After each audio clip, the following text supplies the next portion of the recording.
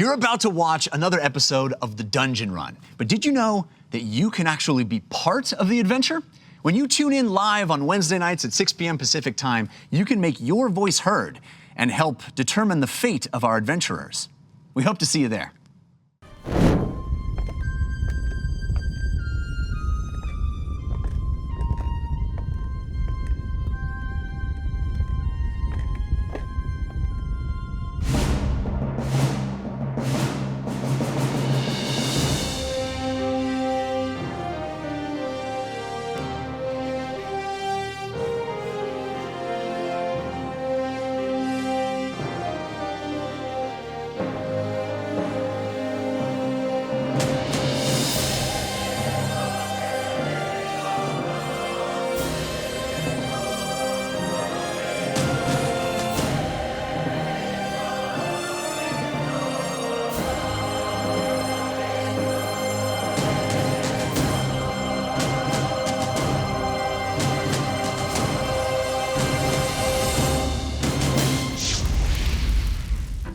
Greetings and welcome to The Dungeon Run, a live tabletop role-playing game where your interactions help tell the tale.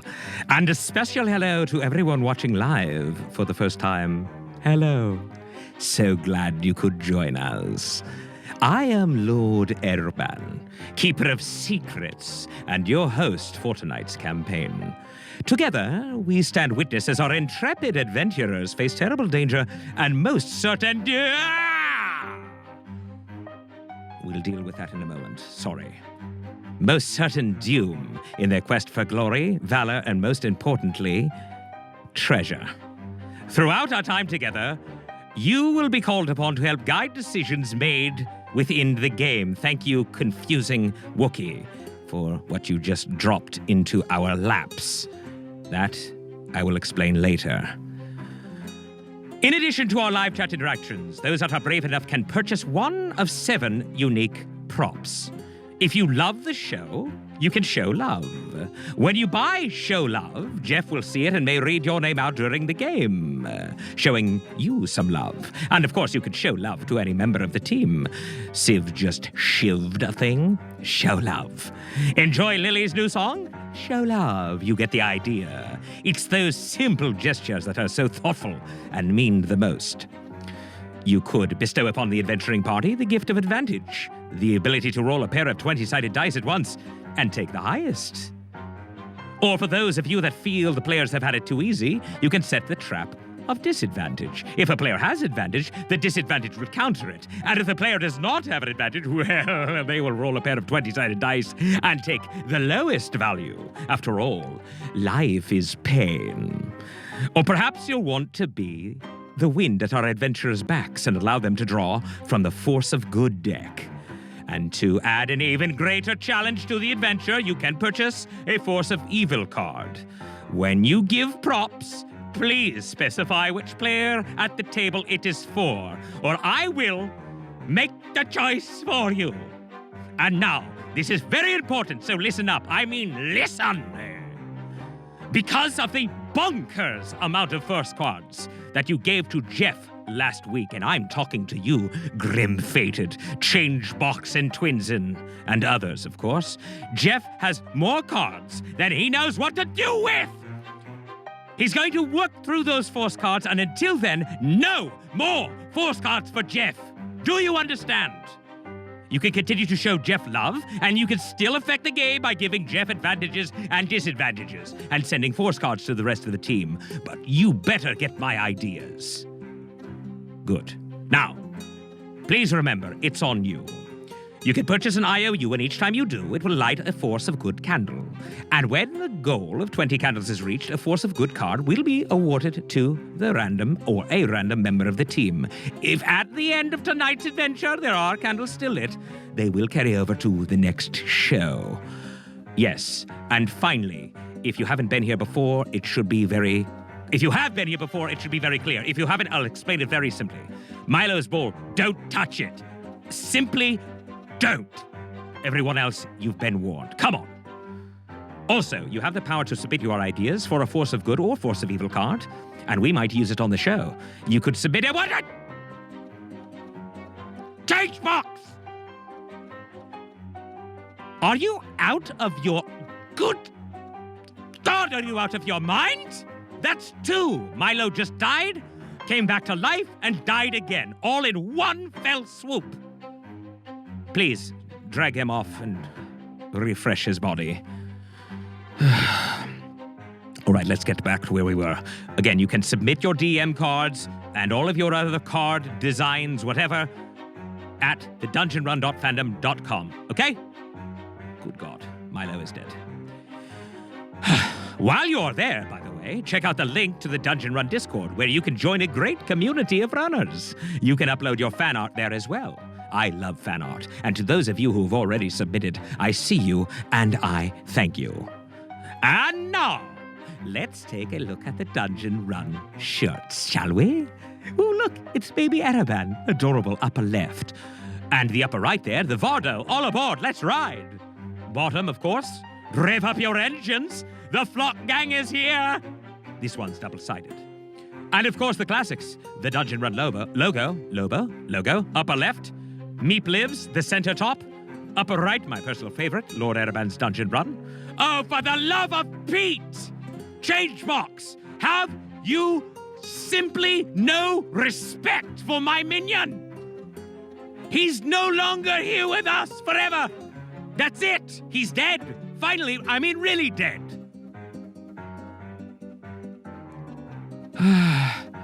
Where was I? Okay, yes. My personal favorite, Lord Araban's Dungeon Run. Let the dice roll, that's the bottom left. And finally, respect to the candles, which Changebox is not doing right now. And the Candle Queen. The candles and the Candle Queen. Bottom right. Good. Changebox, please. All right, now. And this is not a shirt, but it's still awesome. It's the baby Araban mug. Quick, look at it. I mean, come on. Buy one. Seriously, if you don't, I will kill... Are you joking, Pytyrus? Pytyrus, what did I just say? To everyone! Maybe you didn't hear me. I'll say it again. No more Milo balls! Can't even say it right. Anyways, to buy any of these things, again, you can head to the dungeonrun.fandom.com to purchase your Dungeon Run merch. Rhaegor, oh goodness, I'm ready to eat someone's brains. Now, let's meet our brave souls, the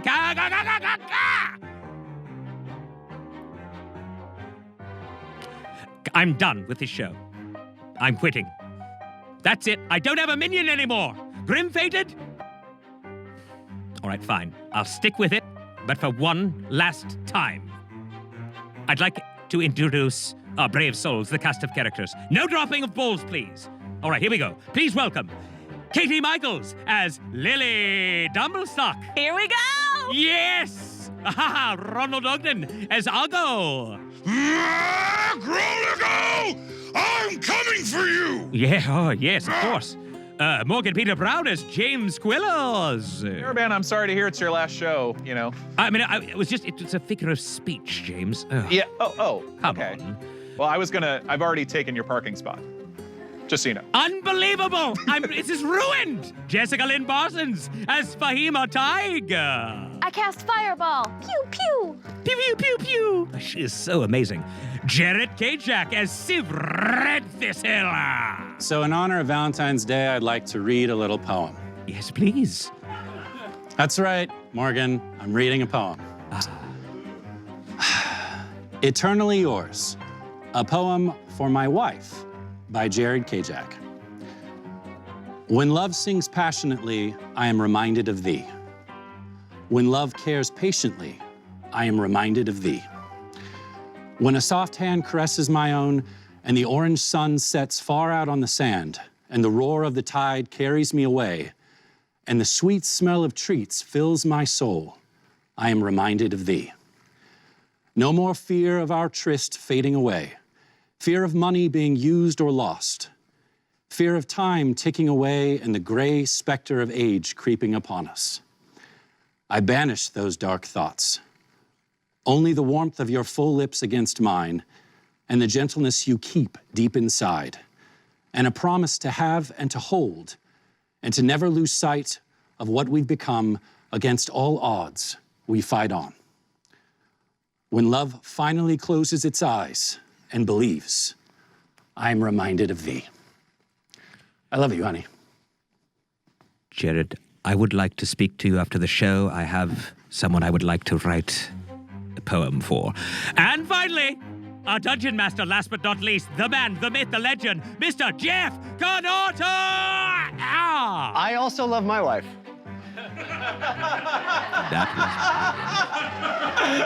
This is why he is the dungeon master, everyone. A genius. As the journey continues, I, Lord Ereban, will be joining you in your social conversations around the game, so keep an eye out for my avatar and comments. And before we begin, I have a huge favor to ask of you. It would give me great pleasure if you would share the show. Just click below and let all of your admirers know that you are watching the Dungeon Run. I'll wait for you. Seriously, I'm going to wait. You can just go ahead and do that now. Perfect, wonderful. I've got a few here. All right, great, fantastic. Now, keep the comments coming, be ever vigilant, and let the dice roll! Ha! All right. Valentine's Day, that was beautiful. So nice. I also love my partner. Yeah, no. I also love my Love you, wife. Heather. I also love my wife. love my I wife. There's a lot of love in this room, folks. I also love A more. lot of love in this room. That's right. I want to extend some of that. And I love, Yes. I love Katie's Jared's husband. wife. I love Jeff's wife. All right, simmer down. Simmer down. I want to extend some of the love that we're feeling. Love to you all watching. Thank you so much. But in particular, there was no Dungeon Rundown last night. We miss you, Trisha. You're awesome. But I want to thank Meg, Jess, and Andrew, Scully is my homegirl, Fail Waffle, and Fellowship of the Tables, for doing an unofficial Dungeon Rundown. It was incredible, and Insane. it warmed my heart no end. So thank you for that. That was really, really cool. All right, let's catch everybody up, shall we? Yes. It started as a simple dungeon run, but now it is the story of war. Dwarves and orcs in a decades-long struggle over the resources found in Nelrim, the sweeping mountain range that rises between their homelands. Battles have been fought, and many lives lost in those mountains. But now the hostilities spill out into the kingdoms below. The orcs advance on the dwarven stronghold of Dalto Thum with a brazen disregard for peace pressing the attack. Something has changed. The warlike orcs have spent years fighting amongst themselves. The mighty ravagers of Uggo and the ferocious brutes of Thorn have clashed over grievances large and small. No one knows this better than Uggo. As an orc of Thorn, he has seen firsthand how the desire to prove strongest has led to bloodshed among his people. Civ, too, has witnessed this strife. In his youth as a sellsword of Olsvach in the north, he killed for both sides of this senseless conflict.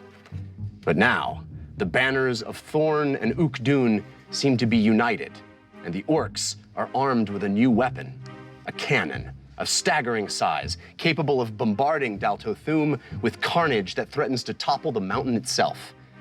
Our heroes find themselves in the middle of this carnage, thrust into the center of battle on a purported suicide mission from the Dwarven King. Ruser Forbrand holds the power to grant them access to the next step of their epic quest, entrance to the fabled Fortress of the Four Former Forges, which happens to be the only way in to Sky Scorcher Peak, a volcano of legend where the dwarves once crafted the most wondrous items of the Ariat Age. It also seems to be the location of a captured Warden of Ain, the 100-foot-tall protectors of the realms. Our heroes have been tracking down the Wardens and attempting to free them, to piece together the lost history of Ain from the memories locked in their subconscious. They came to Dalto Thum in search of Dondo Carigana, a paladin devoted to the truth and an advisor to the king. But with an orc on the team and 2 young dwarven deserters as their guides, the heroes were forced to use deception and guile to talk their way past the dwarven army and into the city. The dwarven battle commander that they tricked, Nort Gaboon, a hardened warrior festooned with orc skulls and tusks, was none too happy to see the team escorted by royal guard after they made a deal with the king. To stop the bombardment of the city, by destroying the cannon or killing the leader of the Orcish battalion. With hundreds of Dwarven and Orcish soldiers clashing on the battlefield only a short distance away, the team scouted the Orc camp and spotted an old foe, newly augmented. Uggo, an Orcish captain that Uggo bested weeks ago in one-on-one combat, seemed now to be outfitted with dark tungsten steel plates grafted directly onto his skin. The Heroes of Bingle decided not to engage the camp and instead followed the thunderous blasts of artillery, reverberating through the mountainside. They arrived at the source of the terrible sound, finding the cannon manned by a pair of enormous ogres and a group of Orcish fighters. Attempting to sneak around to a more advantageous position, James was unable to maintain stealth, and the Orcs attacked. And that's when the team's most powerful asset made itself known, the Secret Keeper's amulet, an incredible relic from a forgotten time, the key to their quest, and a conduit of chaos that grants you, the Watchers of the Time Stream, the means to turn the tide of battle in their favor or to their detriment with your forces of good and evil. The amulet flashed and blinked, the heroes wielding forces in stunning combination, overwhelming the enemies and eventually destroying the cannon itself, bending and melting its metal casing with acid and brute force. Uggo, fueled by the amulet's magic, unleashed such a torrent of damage that he himself felt its violent effects, collapsing in a heap as his mighty fists rocked the giant weapon. But even as the dust settled and the Heroes of Bingle managed to inspect the cannon, finding clues to its creator, they spotted, across the battlefield, Uggo, black steel glinting across his skin, flanked by Orcish mages, arcane energies dancing between their fingers. The fight was not over. It was just beginning. Uggo called out to Uggo, invoking the name of his brother, Braca, and taunted the heroes with information about their captured friends. As we ended last week, Uggo, barely back to his feet from Lily's restoration magic, stared at Uggo and raged. And that's where we will pick up this week. Happy Valentine's Day. Happy Valentine's Day. Gonna get romantic. I'm sure they'll run across the field and hug and Yeah, Smooching. could happen. You never know. We're all gonna be pink with blood. All right. So we do have some cards to give out at the beginning of the show. A force of, let's see. We have a bunch of cards for Uggo from Twins, and we'll do them a little at a time. Thank you, Twinsen. We'll do Someone wants several from Not die. Twinsen. We'll do 4 for now from Twinsen, 1 from Funky G Mac Man, and a Force of Evil as well. Oh. There you go. So, So you got 4 so far from Twinsen, 1 Okay. from Funky G Mac Man, and a Force of Evil from Confusing Wookiee. Funky G, Macman. Macman, great name, And then evil from confusing one. and Evil from Confusing Wookiee, James and has then the 3. rest from Twinsen. Oh. Twinsy. Since I only have one of the bad, I'll do that one first, and we'll go from there. Okay, so from Confusing Wookiee, Lord Araban's cursed dice. You've been gifted dice from Lord Araban. However, a curse is placed upon them. For your next 3d20 rolls, you have to subtract 5 from the result. Let the dice roll. Yeah, clearly. Dang. All right, so Funky G-Man gave me when in doubt, choose one of your allies and channel their power to flow through the amulet and into yourself. This allows them to roll in your stead, using their own stats to get you through whatever you're caught up in. Weird. That's pretty cool. Interesting. I like that one. All right, so the rest are from Twinsen, these 4. That was incredible. Do it again. Your friend's attack was awesome, a thing of beauty. Do it again. Do it again. You may spend your reaction to allow any other player, character, whose reported attack roll was 25 or more to attack again. Oh. They must have hit with the first attack and must attack the same target. Wow. They rolled 25 or higher? So basically, if they roll Shoot. 25 or more, they get Good for you. attacked twice for For me. Yeah. But yeah, Nice. probably Jared. Dang. Jeff.exe has failed to load. That was last As Jeff reflects back on the insanity of Force of Evil, Force of Good cards received in the first half of the prior episode, his processor needs a reboot. Take advantage of this distraction and negate yours or another player's disadvantage on a roll one. Ooh. Great. on one roll. Oh, negate yours or another player's disadvantage on one roll. Yes. That's how that works. Okay. Ice Spear.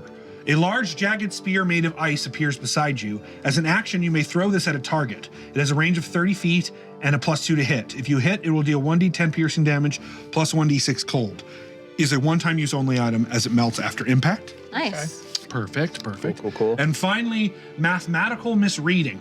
The next time you add 2d4 together to inflict damage or heal on a single target, instead, multiply the rolls together. It's okay, math is confusing. Interesting. I don't know if I ever roll 2d4 of anything, unless Well, it's maybe if healing another potion. player does it, we can allow that too. Yeah. It's a pretty specific Like that one can condition. go to somebody else who rolls 2d4? Yeah. Gotcha. James, you have some cards. You have one from Confusing Wookiee, one from Falstar, and one from Patyrus Stormblade. Thank you, Confusing Pytyrus and Falstar. Excellent. One of them, too sexy of a name, viewer submitted. You just realize you also have a name that's too sexy. Use this card for an uncounterable advantage. Nice. Mortal Coil, viewer submitted. You find a thin metal coil etched with familiar sinister blood runes. Wrapping it around your wrist enables you to charge the coil by collecting the life force of enemies you personally dispatch. As an action, you may break the coil and direct healing towards yourself or someone else. 1d10 for each charge holds 4 charges, after which it is destroyed. That is awesome. That's perfect for you. Yep. Murderous Monarch, viewer submitted. You receive 1 counterfeit coin that looks just like the real thing. However, if anyone willingly takes the coin, you may use an action to cause it to blow up, dealing 3d10 explosive damage and pushing the holder 20 feet backwards. I like it. Kind of James Bondy. All right, cool. That's me. All right, Fahima, you have Storm of Blades and the Brush of Ty and Twinsen. Thank you. Storm of Blades, Brush of Ty, and Twinsen. Thank you so much. So my first card is called Twinsen. The next time you roll hit dice during a short rest, double the amount, it's now twinned, and recover that many hit points back. Cool.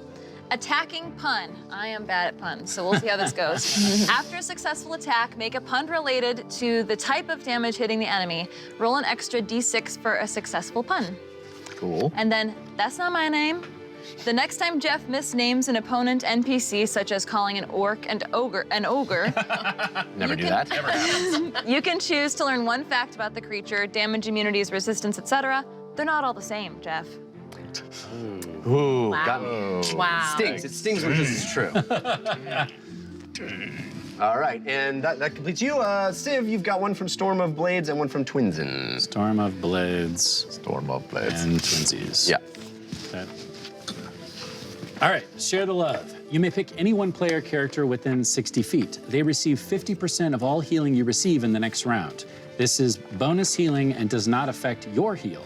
They may keep all this healing or opt to share and split off 50% of it to another player character. That's cool. Cool. Wow. Milo mistake. Milo is very confused. Even though Lord Ereban has explained advantage and disadvantage multiple times to him, he still doesn't get it. The next time you roll at disadvantage, you get to take the higher roll by mistake. Sweet.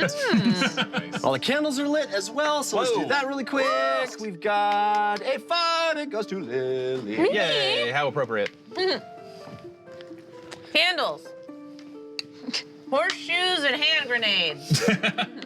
When you miss it, I just ate a pretzel. I was gonna say, are you developing a southern accent? It's easier to talk in a southern accent with pretzel in your mouth. When you miss an attack, the target must make a dexterity save, DC 15, or suffer half damage from the missed attack as they accidentally dodge towards the oncoming blow.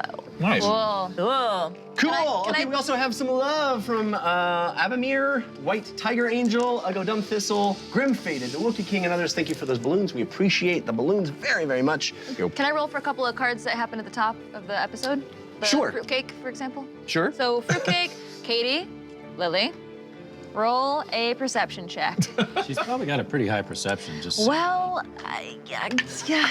This is you attempting to slip fruitcake Oh, that was into her bag. yeah. We've got Right as I go, important Ray just- things going on. Yeah. I didn't do well. Well, I did really bad because my gemstone dice apparently hate me. I got a 9. I only got a 6. Oh, Wait. Again. you failed again. All right. Well, you can try again next show. Is there one more? Yeah, the Stronger Together card. I have to pass this dagger to another member's pack determined by a roll.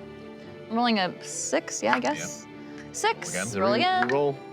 4. So you have a 1d4 attack dagger, wanna give and me you a card? add, just read it, you can add some damage to the bottom of the card there. Oh, great. Stacks up. Cool. Okay, I also have a bunch of cards that are carrying over from last week, and You one do? Read them all. One of them will start because we are going to start That's Tonight Show, everybody. rolling initiative. Groligo stands there. He has troops. He nods to a couple of them who run back where they came, one sort of off down the hill. So now he stands there with 1 soldier, 2 mages, and we're going to roll initiative. But before we do so, my DM Force of Evil that I got from Twinsen. Twinsen. Actually, I'll just say this is the one from Dice and Capes, and then we'll go through all Twinsens. This is called Go Along to Get Along. It says, trigger at the start of combat, everyone in the party must come up with a rhyming word to each of the following words. Okay. Players may pass, but you may not return to a passed word. And if you rhyme successfully without repeating what the previous player said, you get a +1 bonus to your initiative roll. Okay. Okay. All right, so here we go. We'll start with on this side of the table. Okay. She's Thistle. Whistle. Missile. bristle. Can pass. You lose. Gristle. Gristle. All right. All right, we'll go back this direction now. Uggo. Uggo? Is that a word? I don't think so. Gluggo. Gluggo? I don't know. I don't know if there are rhymes to Uggo. I don't know if there are. Huggo. That's not a word. Right. Neither's Uggo. Yeah. Gluggo. All right, we're gonna say 0 on that one. It's not a word. Tig. Fahima Tig. I don't write the cards, people. The end is Nig. I don't. Heig? I think that's a German word, though. Anybody got a rhyme for Tig? Big. Another way of saying big, but just. Right, yes, I know. A lot of people. Tiger. One of my favorite Tom Hanks movies is Big. Yeah, no, that's it. Nig. So Those are so everybody hard. gets +1 except. Plus one. Hey. All right. Advantages, disadvantages. Thank you, Dyson Capes, for that. Oh my gosh. We do have advantages. Siv, you have advantage from TK421. Fema, you have Cool, advantage thank from you, Mickey TK. Wolf 19, but it was countered by Lambent Zerker. James, you have advantage from the Brush of Tie. Thank you, Brush of Tie. Uggo, you have advantage from Moreno. Hey. Leila, you have advantage from Facetious, or Fectious. I always do that. Fectious, and countered by Grim Fated. Does anybody have a card? From Also, Jasmine did you call me Reynolds' Lele? Username? Maybe? Are we still under left-hand rule? No. No, Okay, thank I was into that comment. Thank goodness. God. I got away with a couple last time. I was just gonna say, I got away with a couple. Okay. Wait, you're being a bad boy. You're gonna go in jail. I also have a DM Force of Good that was given to me by Grim Fated. This is a do not read until its effects conditions are met, so I'll keep Cool, that. cool. Hell, okay. So, Early for All something of going that. dice jail. I now know, we're it's playing like our a game. little Bia. let's set the scene a bit. We are on the field of battle. This cannon is smoldering, acid dripped, bent, not working. A wreckage where once a mighty cannon stood. You guys have a unconscious orc at your feet. Uggo has just stood up from being healed a bit by Lily, but very heavily damaged. I think several of you are from the previous fight. And Groligo and his cohorts standing there, having just sent a couple of them off. So, this is where we start. Let's get our initiative rolls. Siv? 28. Fahima? 4. James? 16. Lily? Excuse me, Uggo? 18. Lily? 17. Nice, nice. All right, and How messed up are you? bum, bum, bum, bum. Pretty messed up. Pretty messed up. Oh, It's okay. sorry. It's 15. 15. Yes. Oh yeah, you got your, Take -5 from the roll. right. 13. And not 15. It's a 13, Jeff. Sorry. Oh, I did have advantage as well from Grim Fated, but it was countered by Change Box. And the sorcerers rolled very poorly. And then grunt. All right. Sorcerers. As we assumed. So we go Civ, Lily, James, Uggo, Orcs, Oh God. Well, you rolled a 4. I rolled. and then Fahima. Yeah, I rolled a 3. Did you roll a 1? Huh? Did you roll a 1? No. I rolled a 3. Oh, I think Okay. it's a +1. Doesn't matter. Still bad. All right, so this is where we sit. Let's start with Civ. You guys see this happening across the battlefield. These two spellcasters have gone and are sort of hidden behind these two trees here, and they've set up, and Groligo makes no effort to hide. He stands there, chest out, his back with what's the thing that you put arrows in? A quiver. Quiver, but with javelins in it, almost like fanned out like a peacock. He stands there, he has a shield and a battle axe also on his side, and he stands there with chainmail over this black plate that lines his arms, his neck. He's got a helm on, and he stands there having just called out Uggo and the team. Right. So what would you like to do, Stiv? I am going to turn to Fahima and say, I think it would be very wise if you were to use your magic on them before Uggo goes down there and gets himself quack. Quack. And then I turn into a duck. Well played. No. Well played. Oh. And then I'm going to use my card to give Fahima my turn. Bang. So You go first. the gift of a turn. Yikes, you were so busy with the holiday that you forgot to give your teammate a present. You decide that they can go on your turn instead of you. This gifts your turn for a round, and they can go even if they have already gone this round. If their turn is later, they can either go again, which I recommend, or re-gift their spot to you. So that's my You'll still turn. be a duck, huh? I will still be a duck. So the card that turned you into a duck, how long does that last? 1 round? I rolled a 3. 3 rounds. So I will be Oh, 3 no. rounds of a duck. Are you serious? 3? I Wait, do have- awful. I do have a question, though. If this is considered a condition, I can cure it with another card on my next turn. That is absolutely a condition. Okay. Well, then You basically on, polymorphed into a duck. on Yeah. my next turn, I'll use a card to... Unless she doesn't give you your turn back. your next turn. Next turn, Gotcha. next turn. Yeah. All right, Fahima, you're up then. Okay. Do it. Well, I guess if that's the way we're going to start the battle, Quack. I'll go. What? And I'll cast polymorph on him. And what are you making me? You're gonna be a giant ape. I guess For a those of singing you giant playing the home game, that's a huge beast. And you are huge. Thank you. So Giant ape. the duck says, please, go ahead. And you're like, okay, duck, I'll make an ape. Boom. I love it. We started the last fight with a bang, so This we should fight, start this fight with a bang. also starting with a bang. Go ahead. I have a huge mini if you... That seems bigger than an ape would be. No, I can- that's huge. That's That's the size of the ape? No. Yeah, no, yes, huge beast. It's a 9 square beast. Are you kidding me? No. 9 square. Yes. Large And I is have 4 smaller square. if The you next want biggest smaller. square But is this- 3 by 3. This is how big it is. Wait. That seems a little intense. And it It's seems- huge. It says huge. I see that. It's the highest. Do you want to use this one? Is this less intense? Yeah, let's use that one. Why don't you use that The guy? giant ape is the highest beast I can transform anybody into with this It's spell. a CR7. Yeah. That's how big it is for Yes. It is huge beast. It's the second highest polymorph. I'm trusting you guys that this is all on the I'm up and reading up. it on D&D Beyond as we speak. All right. And it's It also says last 1 edited point. by Ron Arnold. It's also 1 point smarter than Uggo. Yeah, true story. 1 point intelligence higher than mine. Okay, so you polymorph into an ape. You actually feel a little smarter. And that completes your turn. Do you want to move? Oh, Bonus action. Lily, you'll be up next. Okay. I do want to hide, but I mean not actually, because that's not my action. But yeah, I'm gonna take cover behind the cannon. Okay. That's where you are already, Yeah. so you're gonna stay there? Yes. Okay. So that brings us to Lily. Okay. There. I still find this very suspect. What? Why? That's the size of a giant ape? Yep. Well, it's Huge. a ape, Yeah. but then it's like a dire ape, like a huge version Right. of an ape. It's Yeah. also Gus is familiar. That is not Gus. Gus wasn't a giant ape. No, she No, he was a regular ape. Great ape. Yeah, great ape. Okay. Lily, you're up. Okay. Are they 120 feet? I think they are. Yes. Did we count? I didn't. I can't quite. I'm almost. 5, 10, 15, 20, 25, 30, 35, 40, 45, 50, 55, 60. Yes. Yeah. Okay.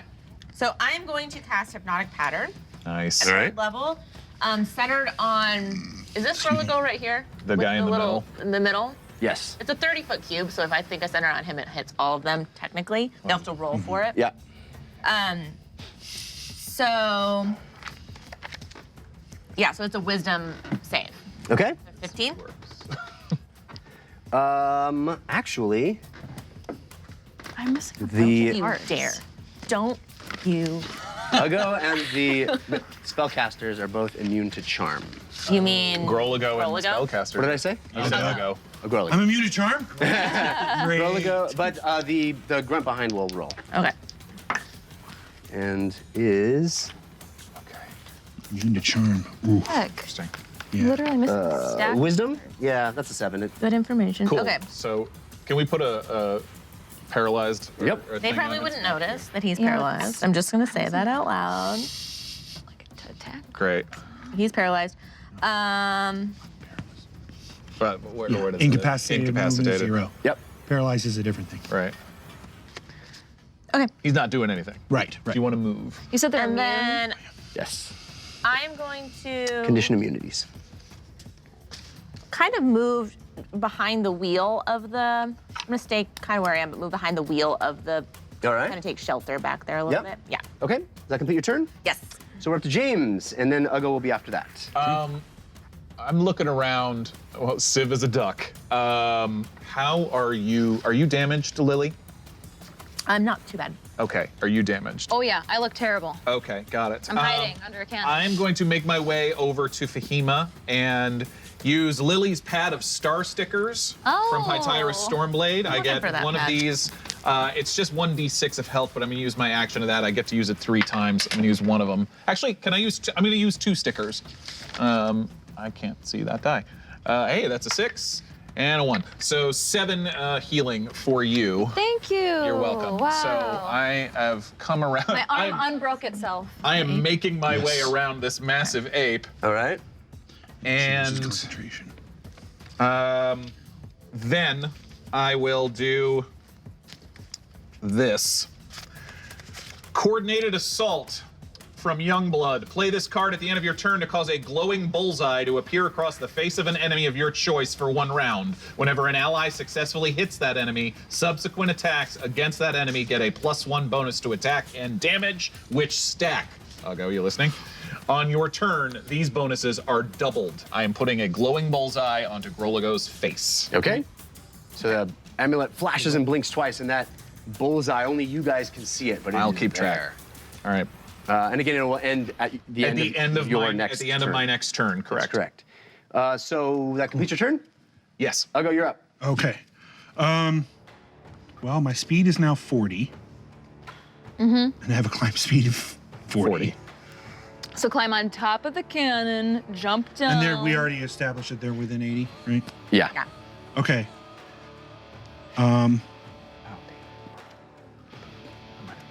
Poorly. So I can lift about 2,400 pounds. Oh my God. As an ape? Yep. As Okay. an ape as huge. Yep. So I'm going to move to the closest orc that I can see. There's the unconscious one right next to you. I'll pick that one up. Right? Yep. I have an ability called Oh, come on. Rock. Can I use the orc as the rock instead Yes. of a rock? Yes! You can use this unconscious orc as a rock. Yeah. Great. Oh my God. Great. I'm going to toss it at Groligo. Okay. And My gosh. Oh, do I have advantage or no? You do have advantage from change box. 50 Wow. feet. Oh, so you're, So I'm you going need to move 40 Yeah, I'm feet going to move forward. 40 feet forward first. And so how this is going is basically, I pick him up and go, oh, oh, and I slam him a couple times on the ground. Yeah. And then Hulk style. roll and throw him. Okay. Advantage or no? Yeah, you did have some change box. That's my boy. 19 to hit. That's a miss. Because of his armor. What happens is what happens is Oh, no. this enormous hulking ape reaches down and picks up an unconscious orc. I have something. Okay, we need to spend, roll a d4 and add or subtract it from any roll by any player. So you want me to give So me you D4? can do a d4, but also you have the d4 card. Can you do that? That would be 2D4. I need 2D4 on that. Got it? If I add 2D4 together. For then that I can D4. Yeah, damage this or is the heal lucky it. coin of the wink and the smile from Joker 38. 23. It's a hit. Yeah! I thought of that one. Yeah. Oh my God. So we just gotta hit him So with 23s. cool. I have 2D6. I need 5 more. I'm still not entirely happy about this situation. All right. That's a lot of Yeah, D6s man. for It's a rock. So it's How many 7D6 plus 6. There. Bludgeoning. All right. Sorry, this makes me. I'm such a kid right now. I love it. Oh, I missed that. Pretty one. good, pretty good. Wow, it's a pretty good roll. 15. 26 plus. Plus 26 plus 6? Plus 6. So 32. 32, yeah. And then I move. You moved your. No, I'm gonna stay there, and I'm smarter now. Still Uggo, and I'm a little smarter. I'm gonna look at Grapple and go. So, so you toss this unconscious orc, arms and legs flailing in the air, he's spinning sideways. Groligo stands there, and his own soldier comes flinging at him, smacks him in the face. He tosses it down, he picks up his foot and steps on the skull of this thing, squishes it, and looks at you. You rely on magic again, coward. Don't listen up. And we are up to Groligo's turn. Doesn't he have magical plates attached? Yeah. Just well, checking. Yeah. We're gonna. Oh, we don't know if they're magical. Super smart. We don't know if he's magic. He's got 2 mages with him, though. Yeah, He right. does have 2 mages with him. Rolago and Yeah. I are gonna. So we're have that shit. throwing logic out the window. It's not logic. What do you Okay. mean? We're not throwing logic out the window. Okay. He is playing by your rules now. Ah, okay. Yeah. You know, that's he learned his lesson. Yep. I assume that. Oh yeah, he's dead. You just crushed his skull. Yes. So he has 3 attacks. Okay, so the first one, he has something called command. An attack may be substituted for attack for one of his subordinates. So he's going to have one of the magic users do a. Oh God. I'm not within 60 feet. Oh God. You have to do a wisdom check. Who does? Uggo. Oh, okay. My wisdom as an ape right now is the same as my normal wisdom. So You have advantage from change. Well, you really box. glowed up into this ape, huh? I seriously, Yep, it's yep, better. yep, Just permanently make me an ape. Okay. This is Advantage from change box. wisdom saving throw. Yes. Okay. Okay. Ooh. Good. It's my last -5 plus 1, so Oh shoot. 15. That does not save. So this is called Armor Hex. Your AC goes down by 2 permanently. Okay. Whoa! Permanently. Well, not For the battle. for the battle. Oh, okay. And it's if it hits you again, it's cumulative. Okay. Whoa! Okay. And then it's also going to do a cantrip. Rolago is. No. That Goligo still has 2 more. He just gets to do an attack. That guy doesn't get to take a full turn. Oh, you're right. He gets 1 action. Yeah. Yeah. So Goligo's has 2 more. Nice. Easy, Kanata. He's going to do prepare, which is he pulls one of his javelins down and slams it in the ground and readies himself. And then the other one is he'll throw that javelin. Oh. Cool. It is a barbed javelin. I do have advantage from Grim Fated, but it's countered by change box. And that's a natural 20. Natural. Whoa. Okay. Not good. Do it. Come on. That's not good. No, it's all right. You got this. Let's do it. So Being very modest with the fact that almost dead. Almost But I'm not almost Don't dead. say that. When he that changes back is from the ape, then we're gonna have problems. sorry, 10, 19, 25 points of piercing damage. Okay. And the javelin is stuck in you. Okay. And you move at half speed while it is. No save? Oh. There's no save. Probably pull it out. You can pull it out and it will do additional slashing damage when you do. Ay, ay, ay. Okay. So that's Squirrelago's turn. Now we're up to the mages, and they're going to continue doing their thing. They're going to both. Can I have advantage from the Carson, countered by change box? Wish I had my methods. Armor hex from both of them. Oh, you don't. You roll. I don't roll. So roll 2 wisdom saves for each of those, and then. Do I have advantages? No. Yes.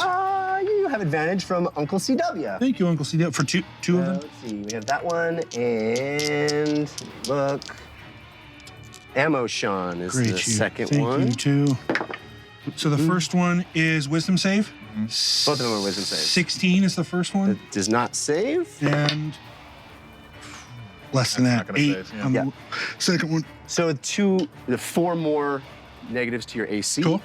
And then they're also both going to cast a bolt of chaos energy at you. Okay. Oh, Jeff came prepared. He did his homework. I'm not messing around today.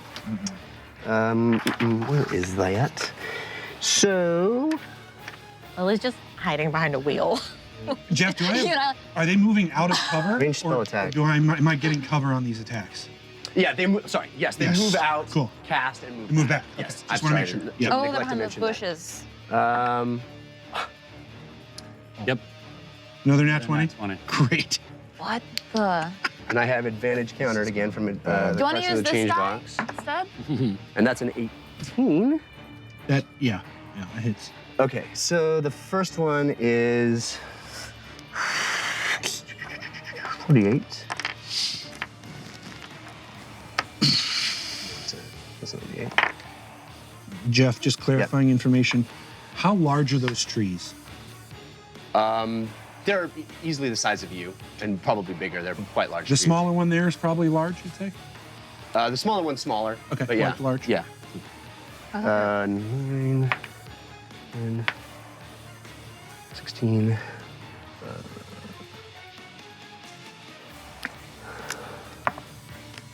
19. So 19 points of damage, and as this is the first one, it comes out of you. The energy, the arcane energy, starts in one way, and as it comes out, it seems as if these mages don't have complete control over the thing that they're casting, and it forms into lightning damage as it comes out of you, but it seemed unpredictable. It seemed like they didn't know what kind of damage was going to come out of it. Oh, wow. And then the second one, which also hit.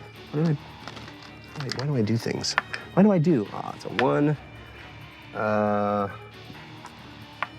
Is 10 points of damage. Cool. That's a cantrip. That's a cantrip. Chaos Bolt? Yep. Think about getting it? Am I gonna have to rules lawyer you right now? No, that's It's on my page. There's a cantrip. When you said chaos, you said chaos orb, right? Huh? Well, Chaos bolt. Yeah. I mean, I don't know if it's. I mean, this Chaos is. Bolt is a level 1 spell. Well, this wizard has it as a cantrip. I don't know. Is Chaos Bolt where you roll 2d8s and you take whatever the That's second Witch d8? bolt, I think. No. Yeah, I don't think this is homebrewed, so I just named it Chaos Bolt. I didn't name it after a specific spell from the book. Okay. Gotcha. DM rules, this is Jeff's world. Yeah, Heck baby. yeah. Okay. Heck yeah. All right. I love it. And this guy is standing petrified in his boots. And we are up to our next player, which is Civ It's slash Fahima. me. Yeah. Yep. Civ slash you, whatever you'd like to do. It's Top your of the time round. for your real turn. It's me or you/you. No, Yeah, it's- I'm still a duck. And then you'll go right after me, because you're Right. first in the initiative, huh? Yep. right. Okay. I'm going to use my hodgepodge high five from Mickey Wolf. Okay.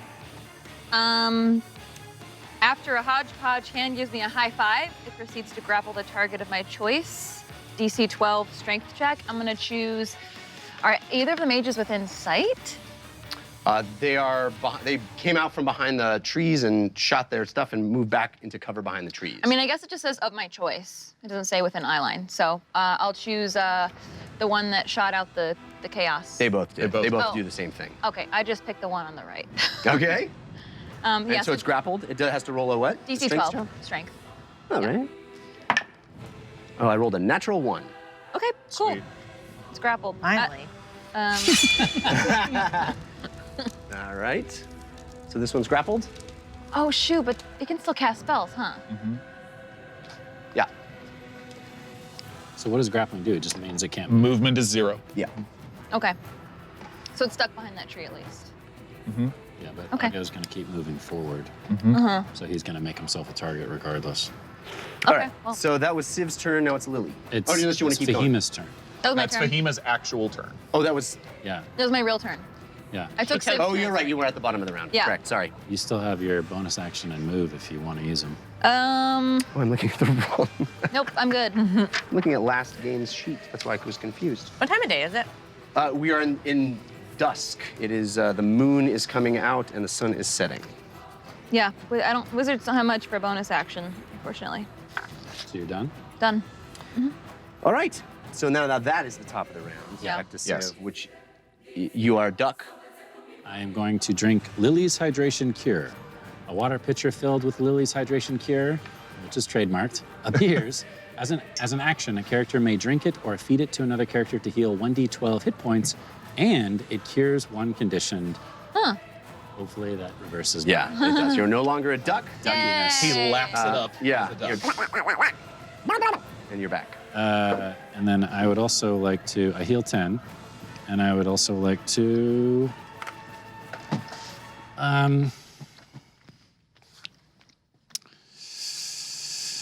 Mountain Stew, a 12-ounce chilled can of Mountain Stew. I'm just gonna mix the Mountain Stew in with the hydration cure to make it all at the same time. So it's like watered down Mountain it. Stew.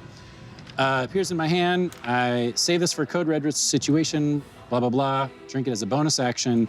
I gain double my movement speed for one turn, and I get a -1 to my attack rolls, which doesn't matter That's because I it? already used my attack. Yeah. So, Where's that from? Ashjar. Ashjor. So, Ashjar, sorry. So my movement is 30, 60, 90, 120, Yeah, but you can doubled, so 240. You can Do get we across even this need map to and back count? again. Okay. So choose. You just teleport.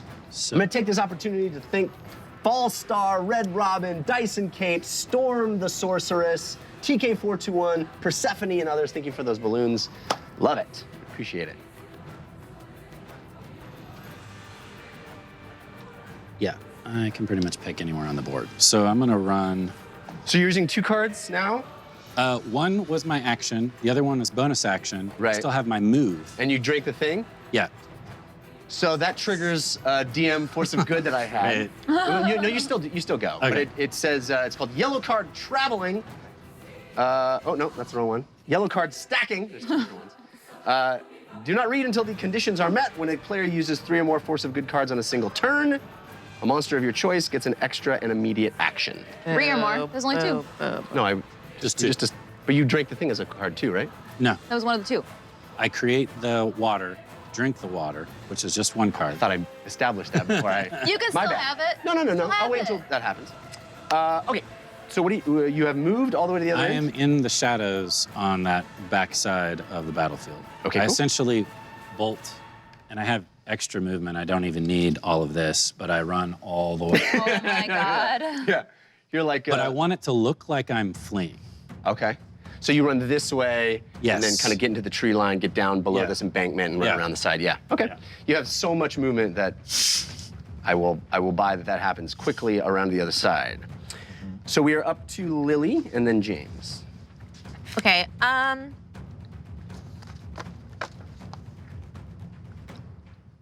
So I'm going to move.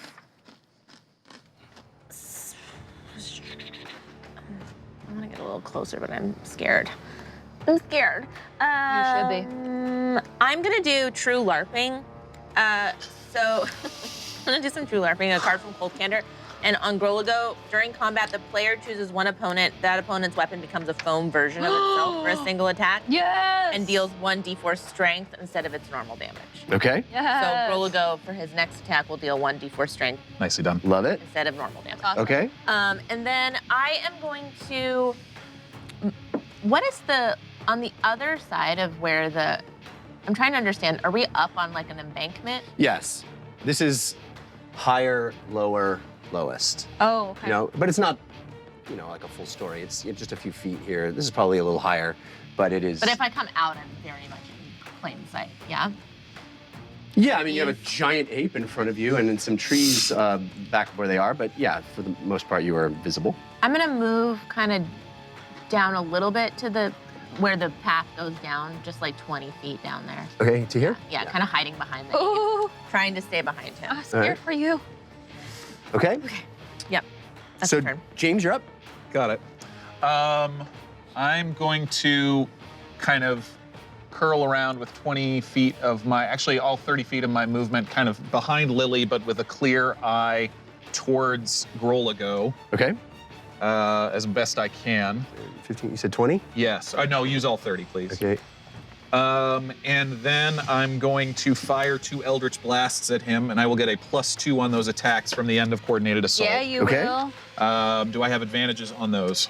You have advantage from, drew from IT, but it was countered by Grim Fated. Thank you, guys. First one. All right, that's a 24 to hit. First one. That hits. Yeah. Just Okay. hit. Oh, no, wait. It does not. Because he prepared. It was to Grolago, right? Yes. He prepared, which gives him +5 to AC. Oh. So that is a miss. Whoa. Well, another one's going at him anyway. I've already, I mean, Alright. I get 2 per attack. You have advantage from Waffle Iron, but it was countered by Grim Fated. Okay, got it. That's a 24 to hit. Again, it's another 15, but that still misses. Let me see if it. Do you have anything to beat? No, it only Only on the one attack. All right, yeah. cool. So then it gets also a +2 to damage, and then Coordinated Assault is over after that. 7 force damage on him. And then I'm going to use my bonus action to drop prone. Okay. Huh. Sounds like a, Hit the deck. sounds a bit amulet to me. So again, you rush out from behind the cannon. You conjure your arcane blast, your eldritch blast. Purple energies swirl around your hand, peel across the battlefield, go a huge distance between the trees, and strike Grolago square in his chest plate. And he takes it right, just staring at you. Yeah. He was prepared and ready for that strike, but the second one comes right after it, and he wasn't. And he growls and grunts. So that is your turn as you drop to the deck. Uggo, you're up, and then it will be the orcs. Okay, I will move 10 feet away from Grolago. Backwards? No. So I'm only 10 feet away from him. Oh, I see. 5. So it should be catty corner to this closest. Should be right here. Right there. Well, Yeah. back up 5. There. Yeah. There. It's a little hard with your enormous Yeah. size. So, Wow. I can take a multi-attack, which is 2 fist attacks. So I'm going to attack with both fists on Spellcaster, Grappled over the other one. the non-grappled one. And Okay. neither of them have taken damage yet. That's correct. Okay. All right, go ahead. Do I have advantages? Mess them up. You do. You have advantage from the Carson on the first attack, All right. Thank you, the Carson. and you have advantage from Darok Mountain Bear on the second attack. Does a 14 hit the sorcerer? It does. Thank goodness. Okay, and the second one is Wow. Light him up. better than that, 21. Yes. Cool. Now you roll a bunch of damage Yep. dice. All right, so And the the first, ape goes a pounding. the ape first goes ape. attack Yeah, is I didn't know we were playing Donkey Kong. 27 bludgeoning damage. Come on on. the first one. 27? 27. All right. Oh yeah, good roll. Wow. 21 plus 27 for the second one. 27 and 27. Yeah. 54 total. All right. Does that kill him? You. Can I pick him up? Let me pick him up in my hand. and I kill him. Yeah, Yes! kill him. Hulk style. Yes. Go. Sorry, didn't mean to interrupt. All right, you go with 2. You go with 2 pounds. The first one, square on the top of its head, and this orc who had arcane energy swirling in its hand, just you hear a crunch in its head, and then you pick him up with the second attack. What did you want to do? I just want to hold him in my hands. I want him to die, but I want the second attack actually so I can pick him up. Okay. And use him next round. Because he's going to be a rock. Because I'm going to use him next round. Yeah. All right, so you pick him up and just pop him with your hand in his little face, and his, tusk comes off. And you see him go limp in your arms, and you're holding the orc in your arms. Is this a grappled one? I actually, I have a bonus action. And Groligo says, "Fight like an orc." I have a bonus action. Okay. Against anyone humanoid with 5 feet. Never mind. I'm not within 5 feet. I went 10 feet instead of 5. Never mind. Was that the grappled one you just got? No, it was the other The other one. one? That was Actually, yeah, I'm within 5 feet of the other one, right? Yeah. You are within 5 feet Okay, of the so other one. then I mean, I guess. I start with a gorilla. Yes. Hey, it's not you. And I'm trying to convince them to take it down, like to be easy, right? This is the one Like, where you have to, yeah, this is you have never to easy. break but- up with someone? Yeah, no, this is not the breakup. This is not the yes, it is. I have 2 breakup cards, but yes. So they roll a contested persuasion check against their insight. All right, they have to roll insight? So they roll insight and I roll persuasion. Do I have advantage? You do have advantage from Baron Pike. How persuasive is this gorilla?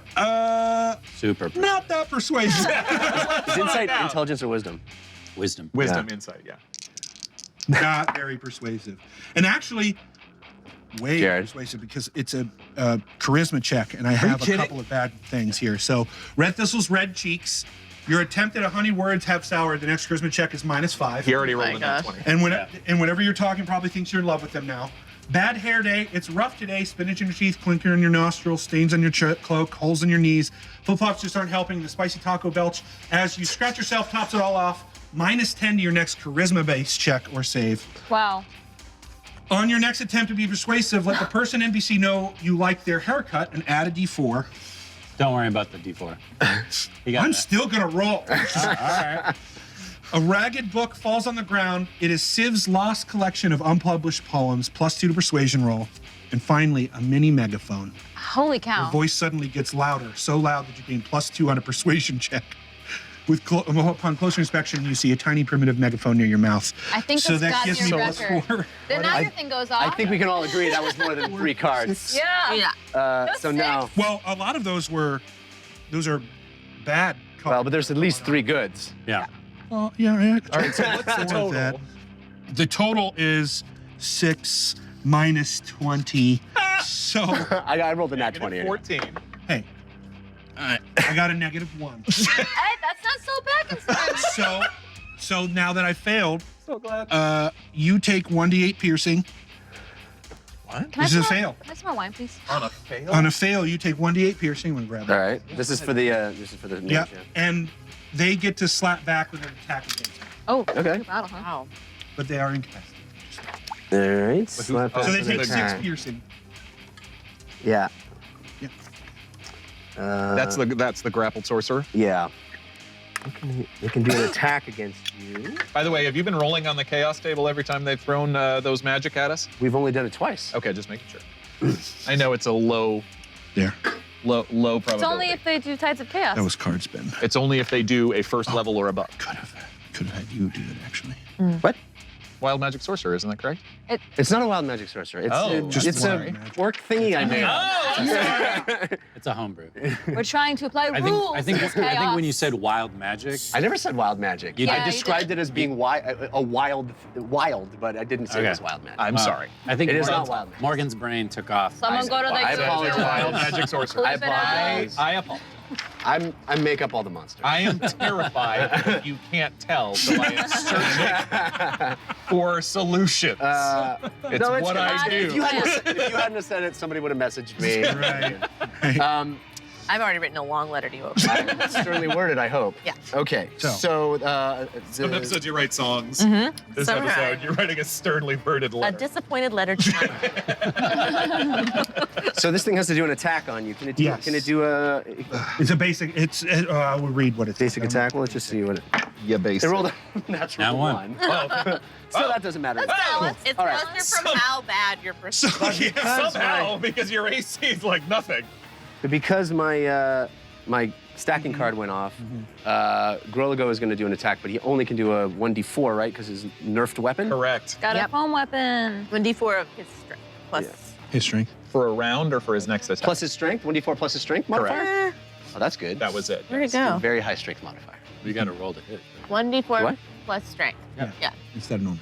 24 plus strength. Yeah, you still got to roll to hit. You still, It goes off automatically, or he rolls? Do I have to roll to hit, or does it just hit?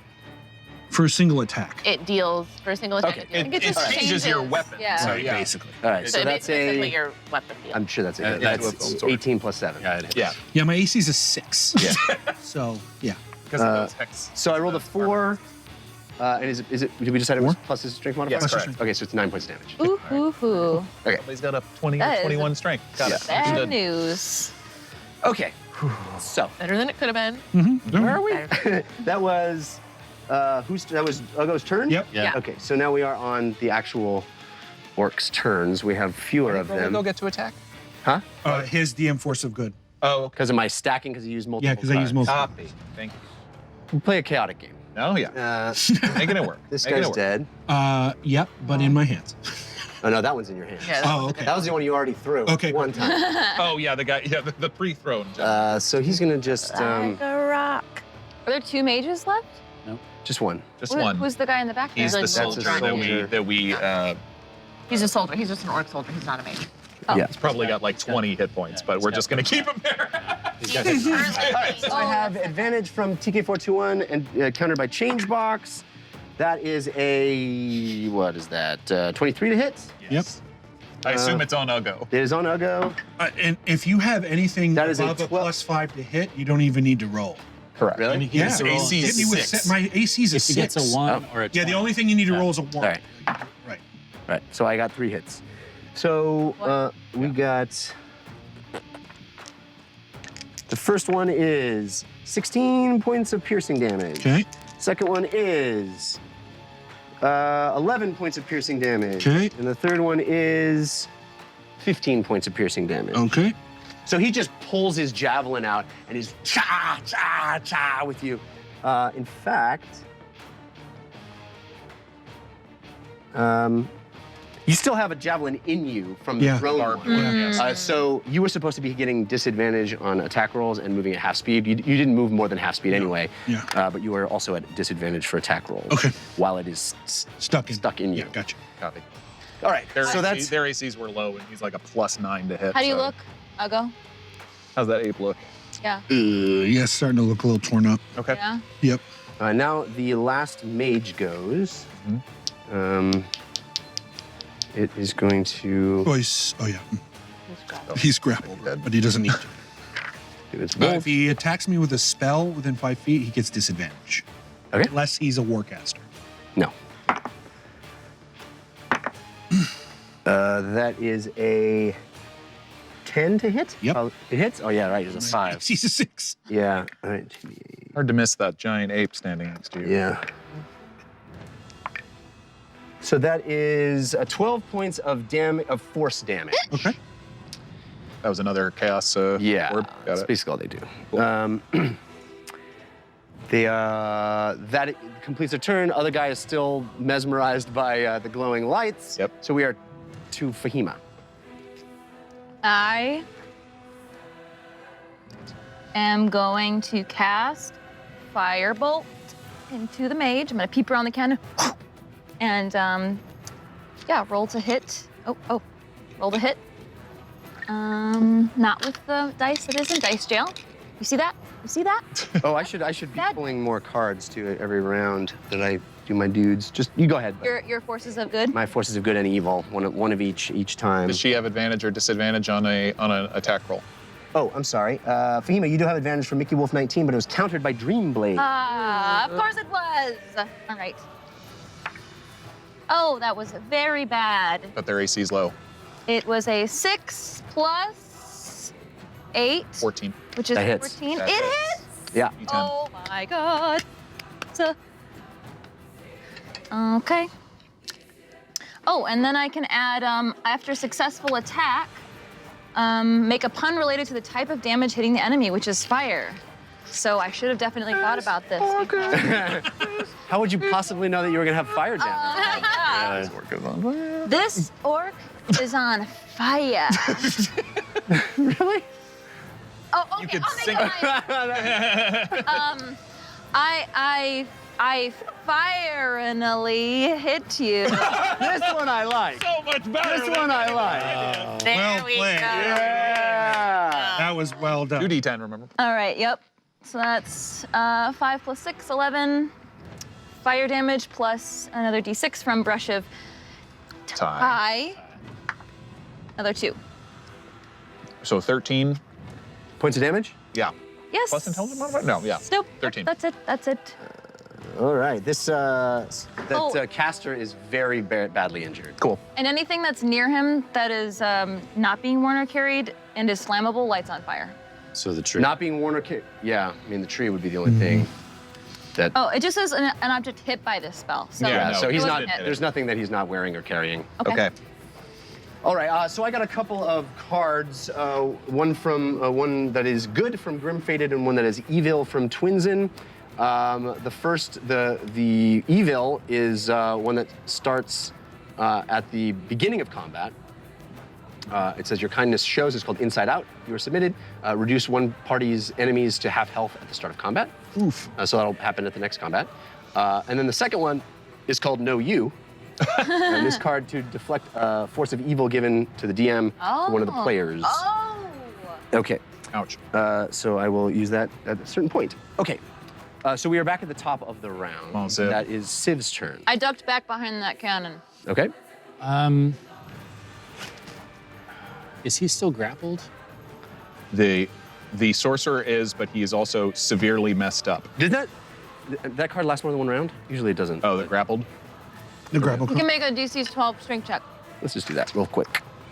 Sorry, I was trying to No, remember. that's a natural one, so it's still good. Still Okay, All go right. ahead. Well, I'm gonna go end him. Yeah. So you move me up right next to him, and because he can't move, I can Yeah. automatically crit, Yep.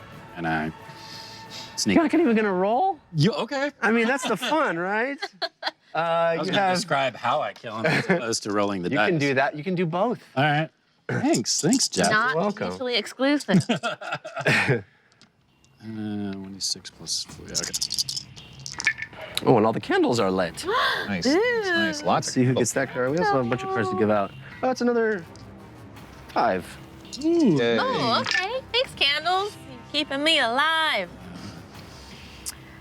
Ram's Delight. You feel a strange tingle on the sides of your head. For one combat, grow ram's horns. Allow 2d4 unarmed strike damage as a bonus action. Okay. Okay. Sure. Little Lily Tiefling. Yeah. Yeah. Okay, so 47 points of damage. What? Whoa. Yeah. You were right. Yeah. You killed it. Okay. You 47? Yeah. What was the attack roll? No, never mind. It's got to be the same target. Never mind. You killed it. Okay. Yeah. Is actually that's a great question. Is Groligo within 10 feet? Yes. Yeah, just within 10, yeah. It sure is. Then instead of adding, okay, so instead of doing 47, I'm gonna do half of that. 26 or 24. 24 23. 23, yeah. to him and another 23 to Groligo. Nicely done. Okay. With you get some damage and you get some damage. What was the attack on It's a the crit. caster? Huh? What was the attack The to hit? On the roll to caster? hit? Yeah. I didn't roll. I roll now. 22.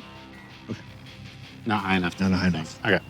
All right. I mean, I don't even need to roll because it's an automatic. And maybe he's not. Oh, right. Yeah. True, true. Okay. And then Is the 23 enough to kill the sorcerer? Yes. Okay, great. okay. That Wow. was my biggest concern, was whether the 20. Yes, the sorcerer is stabbed out of the shadows as it stands grappled by Digit. He turns around and says, "Weren't you a duck?" So the way I would like to kill him is I would like to rush up behind him, grab the back of his head, slit his throat, but then keep him up between me and Groligo. Whoa! Okay. So I'm just holding him up. Okay. Wow. Dark. Essentially using him as like a meat shield. Okay. That's how they do it in Old Scotch. That is how they do it. So Lily, it's your turn, followed by James. Okay, I'm gonna move 25 feet. Because this is like a little ramp down. Do it. Reach it. Get it. I get it. I can't. Well, I'm just trying to. You want to go this direction? That's a ramp down, right? This is a. Oh, this is a ramp down, yeah. Yeah. Yes. 5, 10, 15, 20, 25. And then this is within 60 feet of me. Yeah, Yeah. easy. So I'm gonna do Shatter. I'm gonna cast it right here. Okay. So it's 10 feet, but not gonna hit Civ or Or the Ape Uggo. or Okay. that, or that orc. Yeah, or, well, that orc's dead. No. No, the- that one is charmed. He's still But charmed. it's, yeah, so it's only 10 feet. So really just on that bush, really right behind him. So Yeah, it wouldn't getcha. hit him. So he has to make a con save Okay. of 15, I believe. I have advantage from TK421, but it was countered by change box. Thanks, change box. Ooh, I think he got it. His con. Yeah, that's 16. Okay, so 3d8, but half of it. So I will roll that. Where are my d8s? Oh no, it's right here. Diamonds. Diamonds. So Or a bard's best. I rolled triple sevens. Nice. Wow. That's Go to lucky. Vegas. So 10. And then I'm gonna use the blip. Your hands blink and shimmer as if you vanish for a second. The world around you hesitates and freezes, but no one but you is sure what happened or whether anything happened at all. Play this card to exploit the blip and take an extra action on your turn. Ooh. And I'm gonna do it again. Okay. Nice. Okay, so that's 10. Yes, Bard. Go, yes. Bard. And then More Bard. Yeah. Because it's a new. I have advantage, but it was countered. Advantage from TK421 countered by change box. Rolled a 2. Okay. So that's a 6. 3d8. Whoa. Okay. 16 Nice. points of damage. To Gorilla go? Yep. So 26 total. Whoa. Just to let you know, if the creature is inorganic material, is made of inorganic material such as stone, crystal, or metal, they have disadvantage on the saving throw. I don't know if that applies to Grologo just because he's got metal plates, but I was just letting you know. He's not made of that. He's not made of metal, but yeah. Yeah. That's Thanks, good, Kendall. good point. Okay, so Grologo standing there, staring down this ape, plunging javelins into it, and all of a sudden, the air around him explodes in this incredible thunder, this powerful sound, this sonic wave of energy twice. Boom, boom, and his ears start to bleed, and he's hurt. He looks around. He is very badly injured at this point. Whoa. The plates on his chest are, there's actually blood. You can see, Uggo, close up to him, you can see it must have been an excruciating process putting this on his body. There's scarring, and it's actually bleeding from the impact of the sound wave rocking and vibrating that metal. So that was Lily's turn, so now we're up to James and then Uggo. Great. I stand up with half my movement, Congratulations. and I will walk 15 feet forward, try to get within line of sight. Oh, man. I don't know if you can get it with a giant ape in the way. I can't really. I mean, you could try to shoot Go to the between his side? legs. Uggo, tunnel. Dang. Yeah, can I can't, I don't have line of sight on him to fire Eldritch Blasts at him, do I? Not with a giant ape. I'd probably take it No way. at disadvantage You can- at best. Yeah, at best. It probably would be, I would say maybe he's, let's say 3/4 cover. This is what I will do. I will use my action to throw Biotic Grenade in Uggo's direction. It has a range of 25 feet and a 20-foot radius, so I don't want it to hit Grologo. Okay. I'll literally just toss it back there. Yeah. Heal every creature within 25 feet, which I only think is Uggo. Okay. And that Or orc Civ, he's yeah. holding is dead, right? So Yeah. it's not like it's gonna bring him back. Sorry. Okay, so Uggo. Had the weirdest day. That gets 8 points healing to Uggo the Ape. Thank you, Youngblood. And that's my action. Bonus action, I will use the Pearl of Power to restore a 3rd level spell slot. Nice. All right. So, Yes. My turn? Yes. yeah, it is your turn. Yeah. Cool. Jeff, Mhm. I'm using a sorcerer to beat Grologo twice. To beat him as a Beat him improvised weapon. Is it okay as my fist? Sure. Yeah, I like it. So I get 2 of those. So, do I have advantage or no? You have advantage from Baron Pike for the first, and Lily Dumblestuck fan for the second. Does a 27 hit? Yes. Okay. And, ooh, that's probably not. 15. 15 does not hit. So, if this puts him below 0, I'd like to make it so that he is at 0 instead of kill him. Okay. Man, I'm rolling nice. 24 bludgeoning. 24. That really fracked you up, huh? Yeah. Didn't do anything but move. 24. 24. So you have this orc spellcaster in your hand, and you use it. Pa, pa. You hear skull on metal, steel on bone, cracking, and it hits Groligo across the face. It busts one of his steel plates, and he looks back, angry at you, and then delirious, and then he falls to his knees. And he looks to be barely holding on to consciousness, swaying back and forth. He looks over and sees the other orc spellcaster with blood pouring down out of its throat, eyes lolling and listless. And he looks back at his other soldier who's staring at these lights in the sky and swaying back and forth. And he stares up at you.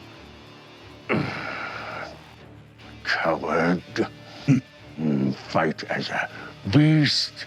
You don't fight as an orc. And he is in your sway, at your mercy. I will, assuming that you let me, I will drop out of. She has to do it.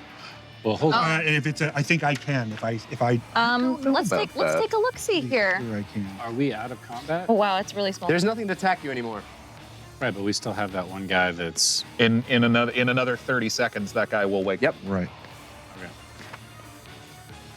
What you can do is you could use, well, you already used your action, huh? To make a wisdom saving throw against it, maybe? No? I don't think so. Well, Nope, that was just but the we initial. can role play it out that at the end that then we play through to Fahima's turn because she goes after him anyway, and then she can drop it. Right, but how would How she would I know? that? Yeah. I don't see her dropping it until she gets word that she can. Okay. That makes logical sense to me. Yeah. Yeah. Plus, Uggo is also an ape right now, so he's not necessarily Uggo. He's If it's a beneficial spell, if it's considered a beneficial spell, I auto succeed when I want it to end, according to raw rules, 5e rules as written. Whatever you want to do, because we could also role play it out, you know. Either way, or Civ just calls out Fahima, drop the spell. It's fine. We Yeah. can absolutely roll. No matter what. Yeah. I'm Good more, call, wor- sure spell. I'm more worried about the guy that's staring up at the sky. If you want to drop it, you can drop it. Well, it's my turn is done, so I only really have a I mean, bonus. we can stay in initiative order if you guys think it's clearer, but basically you have no more threats Right. at the moment. Got it. He He is at 0 hit points. Oh, okay. I thought he had maybe 1 or 2. He wanted to keep him At 0. at Yes, 0, and so I he's- assume he's conscious. yes. Yeah, it's up to you. I mean, really, He I is- can wake him right up. If, Exactly. Yeah.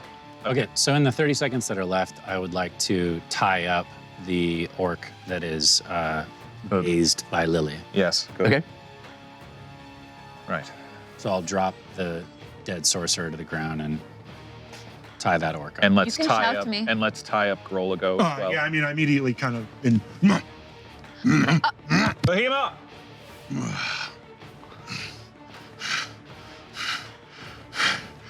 I really should be grabbing my necklace every time I do this. It's my So- arcane focus.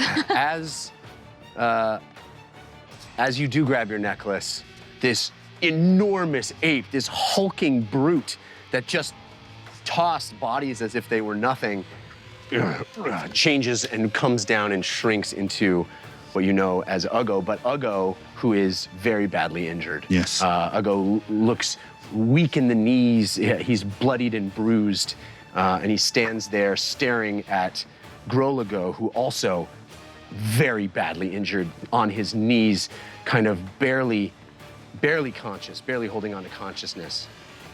I will use. I'll approach Uggo and give him the last Lily's Pad of Star stickers from Pytyrus Stormblade for 1 HP. It was only 1d6 and I rolled a 1, but you get 1 more.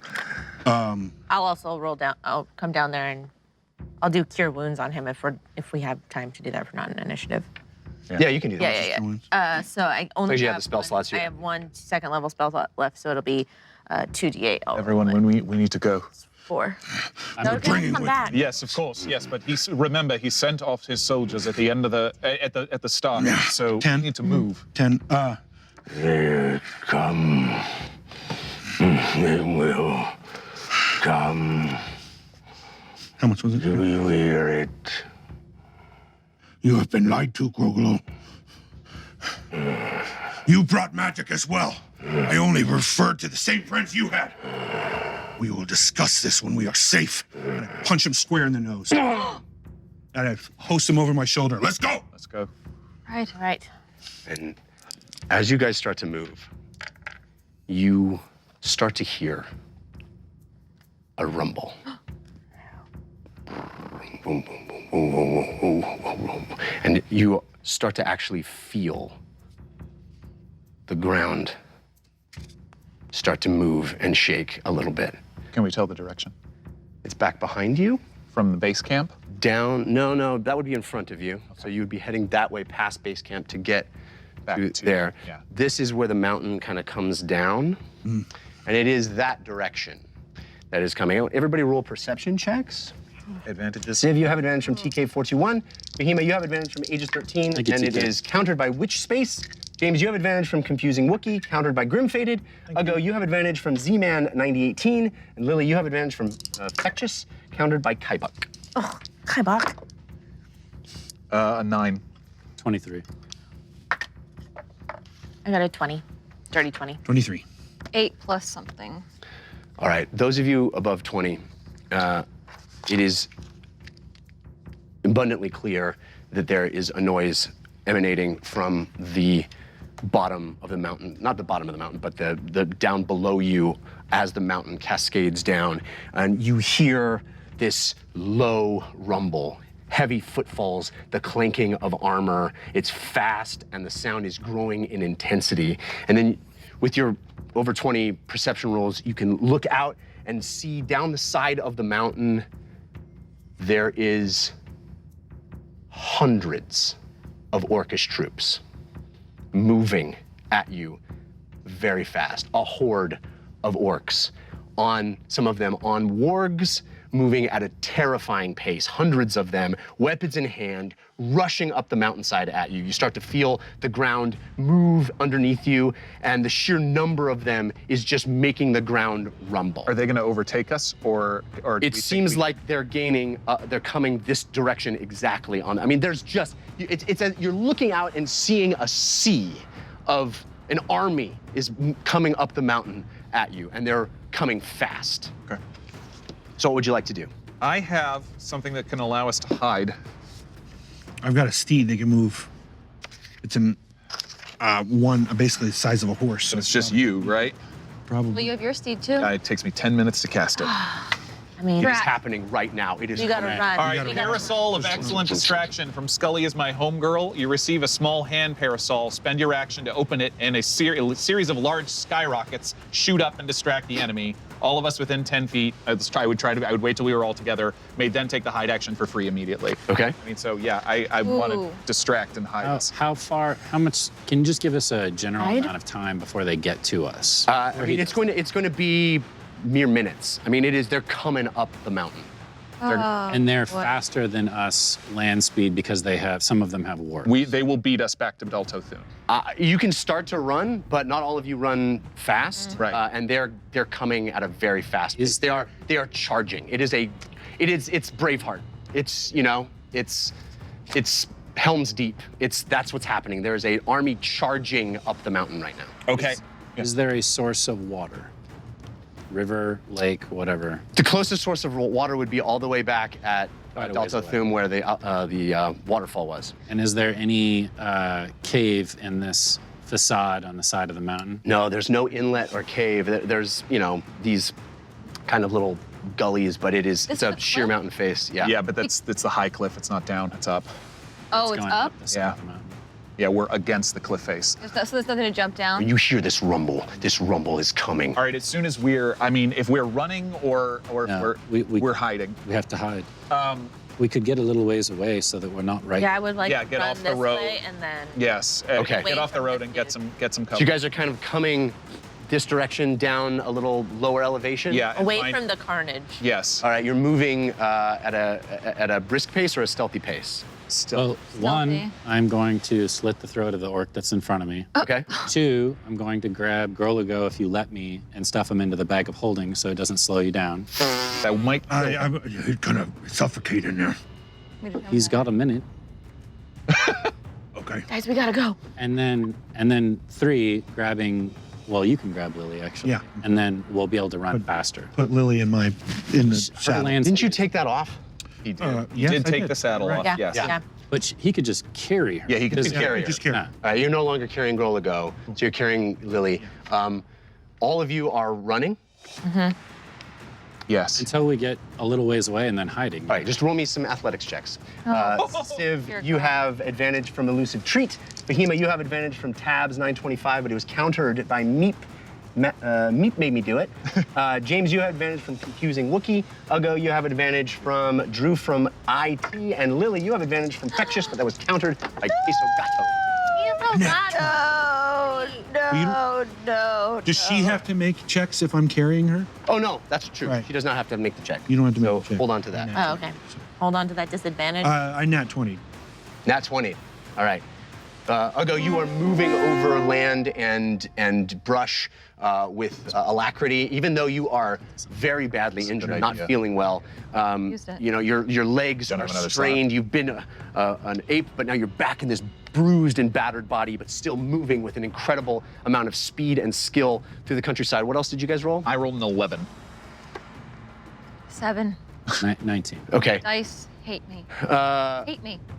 Civ, you also moving, even like leaping over low bushes, down the embankment, sliding, moving fast. You see Uggo out ahead of you with Lily in her hands. Fahima trips and falls. Isn't it? This is like the horror movie, right? The sound Yeah. is coming. Yeah. And you trip, you get back up. James, I will stay and slow try to and go. help her, yes. Yeah, you're grabbing hands. yourself! It is, you hear it louder and louder. They're coming. Gotta go faster! There's pounding footfalls, and then they start to sort of flank that side where you guys are coming around, flank the side, and you see wargs coming, riding back, orcs on their backs, weapons out, screaming and shouting and yelling and pointing. There's an enormous amount of sound that you guys do. I will drop behind a bush or into some sort of hiding, and I will cast Sending to Nort Devon. Okay?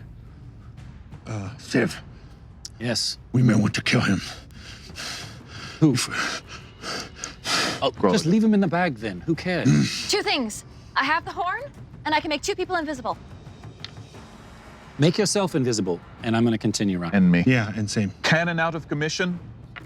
Hundreds orcs coming fast your way. They'll beat us there.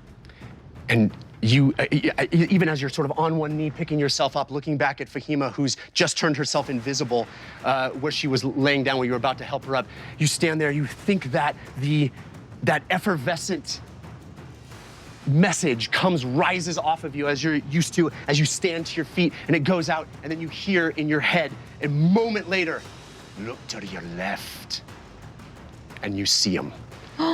The army of dwarves.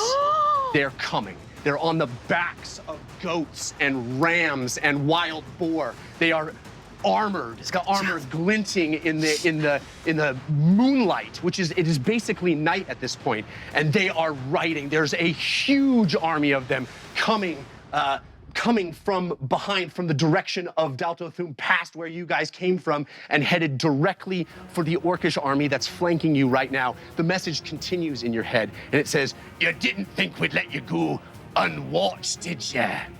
And all at once, the armies clash around you. It is war, and you're inside it. It's exploding. There are swords hitting shields. There are animals yelping and wailing. It is below you on this mountain It is a dwarven orcish battle. And it has absolutely overtaken this area. The sound is incredible.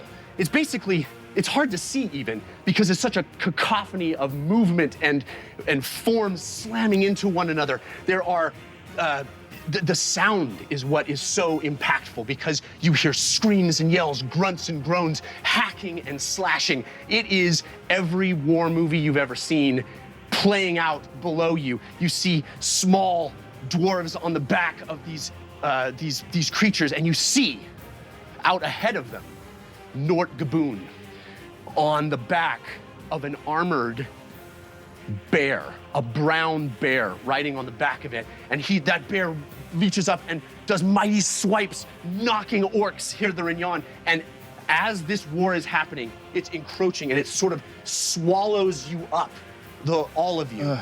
What do you do? If I can see everybody, I will try to awaken mind to as many of the party members as I can to say, it's more important that we get Grolago back to Dalto Thum. He has information. We're in the middle of this fray. Yeah, it is happening below you and around you as you guys have tried to hide and run. The advancing dwarvish army and the flanking orcish army have collided. And it's in your path, it's around you, and as the war is happening, as the battle is waging, as bodies fall to the ground, blood splurts into the air, swinging, hacking, and slashing all around you. I mean, it is dirt and blood and gore all just erupting all around you. It's chaos, it's absolute anarchy, and it is, there are things swiping at your heads, and you guys have to make a decision. We have to get out of here now. We have to go back. 2 questions. The dwarven front line, how far are we from getting behind that from where we're at right now? I mean, it's a couple hundred yards easily. It's a big distance. Then is there a place for us to all hide? I mean, you can try. You can try. Trees. Okay, then can I Climb on roll? top of trees. I think we need to get out of here. I don't Yes. need to hide. Here's what's gonna happen. If you guys move at all, I'm gonna need, there are some things that are gonna happen. So if you're moving, I just shake my head. It's a war. You're not going to outrun this. What about dimension? What about the teleportation thing? Can you make us fly, Fema? I can't have any spell slots. I'm out. No.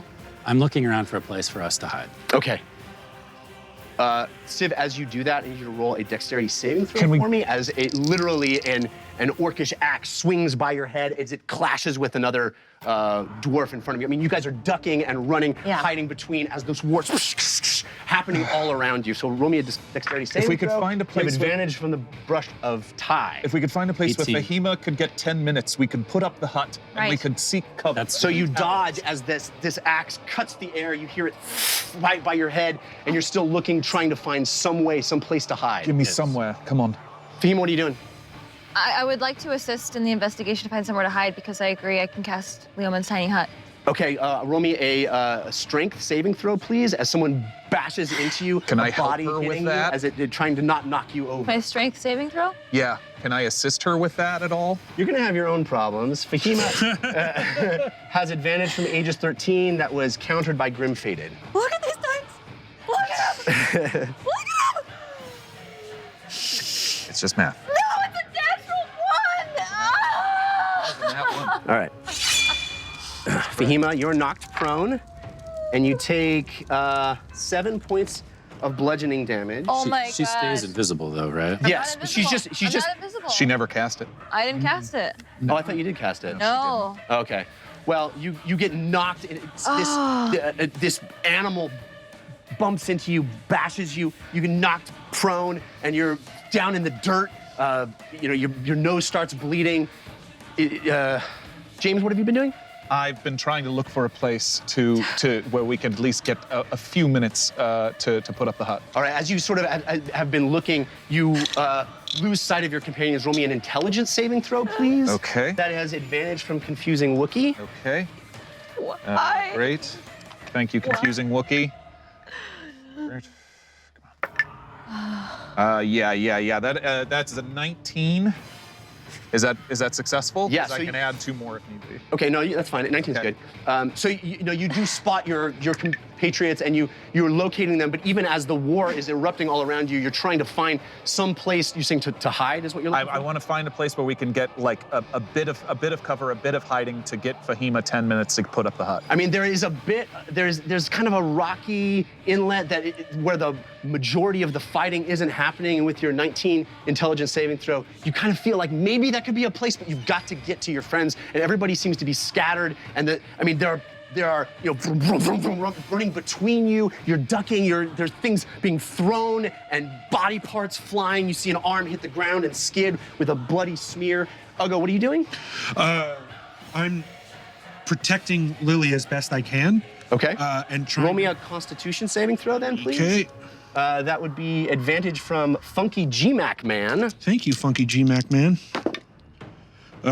17. Okay, so you do, you kind of, you cover her and you hold tight, hold fast as the sounds are in your ears, are affecting you, but you're determined to hold your ground and maintain a protective shell, for lack of a better word, a barrier between this violence and Lily. And even as things hit the back of you and you feel dirt and rocks slamming into the back of you, being kicked up by all these animals moving and people slamming into one another, and swords and axes clanging and clashing, armor. You look up and you see a dwarven soldier getting skewered by a barbed javelin. It goes through beard and breastplate into soft flesh as the dwarf gurgles and falls over. And another place you see a orc soldier on the back of a warg get a massive axe to the head, splitting his helm and his skull in twain. It is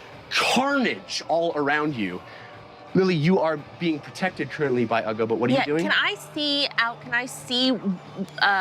if we're looking for a place to hide, like that thing that James saw, can I see in that area, or would I be able to see that from where we are? You and James have been separated as the whole party has kind of been enveloped by this pandemonium. Are we around anyone? Can I see anyone? I mean, there's lots of creatures and... See any of the five of us, yeah. Yeah, why don't you roll a wisdom save for me? Wisdom saving throw, and you do have advantage from infectious, but it was countered by queso gato. Well, then it's not gonna succeed, because I got a 2. Yeah, you're disoriented. Uggo is basically on top of you, kind of protecting you, keeping you hidden and safe, but you feel very disoriented by the loud noise and sounds. I mean, you're low to the ground and you hear clump, clump, clump, clump, clump of all these things happening around you. And all of you are just swallowed up by this chaos. Basically, Civ and maybe Uggo, probably Uggo, are the only ones that have been in a situation even remotely like this. Civ, this is something you have definitely experienced. This chaos, the level of disorientation that happens in the midst of this battle. So what I'd like is either collectively or individually some skill checks that you guys would like to suggest to try to do something. Figure out your survival of this moment. I'd like to rage. Okay. And so I have Spirit Shield, which essentially, while we're in combat, it allows me to, if I'm raging and another creature within 30 feet of me takes damage, then I can use my reaction to reduce that. So I guess the idea of this is they become a shield for whoever I choose. Yeah.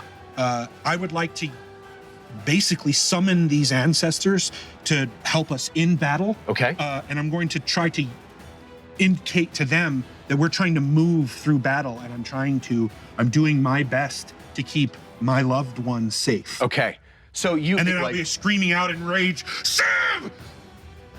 James! Fahima, come here! Okay, so you do that and you conjure those 3 familiar ancestors, the wisp spirals of spiritual energy emit and come forth almost out of your maw, out of yourself, out of the anger and rage you're feeling in the midst of this war. You've been here. You've seen this kind of thing before. You've seen war and armies, and there's just death and destruction at every site.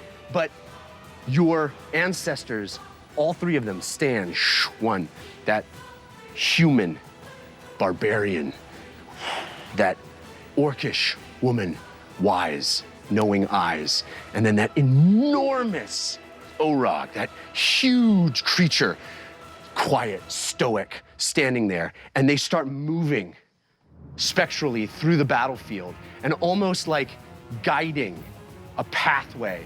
All of them, the human hunched and pointing, the orcish female slow moving and with laser sharp eyes looking and pointing out obstructions and problems, ducking, and then the Orog behind you, moving you forward, looking, checking your flank, making sure you're okay. And you sense that you can follow them. And in your intensity, in your rage, you gain a sense of calm and focus, and you grab Lily by her arm, and you indicate that this is the way to go. I want to get to Fahima. Yeah, she's already down crawling. and disoriented. Yeah, I want to run up to her and use one last very short contract from Pytyrus Stormblade. Upon activation as a bonus action, a few free company pikemen defend me. For 1 round, no opponent can come within 20 feet of the card holder. Okay. I want to clear us out. Yeah. 6 And I want to seconds. get her up. So as you get to her, she's down, she's bloody, she's kind of looking a little disoriented. She's lost track of all of you. And as you get there, there is literally an orcish axeman swinging down to end her. And you concentrate, and the amulet flashes and blinks twice, and there's like a the axeman just moves back as his swing comes down, and it lands in the dirt, and he doesn't understand why he's moved back 20 feet. But all of the people who have moved back 20 feet, and you stand holding Fahima's shoulders and looking up, and it's as if a crater was around you, a crater of emptiness where nothing exists except the two of you in the center of it. And you pull her up to her feet. And come on, and start moving in that direction towards the cliff. All right. So you are following. You see Uggo and Civ moving with alacrity through this chaos, this carnage. And you also see, all of you, the dwarves shouting Nort on the back of this bear. It is clear why he has such a reputation among the dwarves. He is severing heads, cleaving skulls, taking arms off. He is a force in and of himself. His bear is slashing and growling, coming up on its hind legs and slashing down. And he looks at you and he says, "Go! Get back to Deltu!" Awaken mind to him. We have Grolago. Clear us a path. All right. He doesn't even need to clear a path for me. I'm just gonna start climbing trees and flipping over the top of all this crap. All right. I Get want him out of that- nothing to do with Get this. Just his roll me head an out of that acrobatics bag. check. You have advantage from Fall Star. Civ, get his head out of that bag. I will when I have a chance. Okay. 22 on acrobatics. Yeah, you have no problem. You've got the bag. You've got all your belongings. You're climbing up with your whoop. You're climbing up with Siri. First time that's ever happened. You're climbing up with your cat claws on the tops of trees and then leaping to the next branch, grasping on. And you can look down onto the battlefield and you see this carnage. There are things hitting the trees that you're on, shaking the leaves. And I mean, it is just a sea of hysteria, carnage. You've seen it so many times. It's death. You know it. It's death. It's death. But you guys are moving and going. I want to. Oh, go ahead. I want to cast Dragon's Breath on Meep and just have her at the head of this. I'm assuming kind of like a group of us moving through this fray. Yeah. And she's just gonna blast fire to kind Awesome. of clear the path. And I'll keep casting it because it's the second Yeah. level spell and I have all those slots left. Okay, Amazing. so here's what happens. Civ, above the tree line, leaping, pointing, yelling, telling you guys where to go. Uggo, at the head of this little triangle that you have made, this wedge that you're moving through a war that is raging all around you. Uggo, holding Lily's hand, walking 3 spectral guides, escorts, stoically walking through things. A tree, a rock, it doesn't stop them. They move, but they point at things slowly, stoically. You guys are all moving very quickly, but cautiously, and you know, in this formation, James behind Uggo and Lily. We can all see the ancestors, yes? You can all see the ancestors. Okay, got it. Fahima behind James, and you are in this formation as you move kind of in a wedge, and above you, near just kitty corner to where Civ is in the tree, is this phoenix, this fiery bird with its wings out, and it's just going, and it's just burning everything. As you guys are walking, there's a path of flame that you move through as the flame hits the ground and explodes, and then you walk through the smoke and fire, and you move your way past, out of the carnage, out of the fray, out of this incredible war that was happening, the fire blasting a path for you, the Orog, the enormous spirit on the back, making sure your flank is safe, turning and looking at you and putting his hand up to Uggo. And you move out and through and down this path, past the curve in the mountain, away from this war that continues to wage in your absence. And that's where we're gonna stop for intermission. Whoa. How are we only at intermission? Wow. That was really good, Jeff. Wow, Yeah. wow. So you guys have lived through war. You have seen it. It's been around you. You have Groligo captured in your bag of holding. I was going to essentially take it once we got a little behind the Pull his door head out. line, pull his head out for a second, and then put it back in. Yeah. Yeah. We will pick back up after intermission, but first, I want to give out some cards because we got a bunch during that sequence we didn't pause for. First, the candles are lit. Yay! Hey. So let's do that. It is a 6, so it's a reroll. It's a 2. Yay! There you go, from the community. You candles. I'm shook. This is called interrogation. Can be used on a dead enemy. The enemy is revived with 1 hit point. Whoa, Wow. That's cool. Interesting. that's huge. Interesting. Good for information gathering. I just like flip this over. So Like, I is can there any kill more? Groligo now? Just for the card. Catharsis. Just a little bit of catharsis. Wow. That's huge. That is huge. Wish we had that with Whitebeard. How long can they have been dead? I wonder. That's interesting. Doesn't say. It says 1 dead enemy. Also, could I think it has to be immediately after kill. It's not could gonna you be, also Yeah. temporarily consider one of us an enemy? I do hate Uggo. I hate you. always looking for the loophole.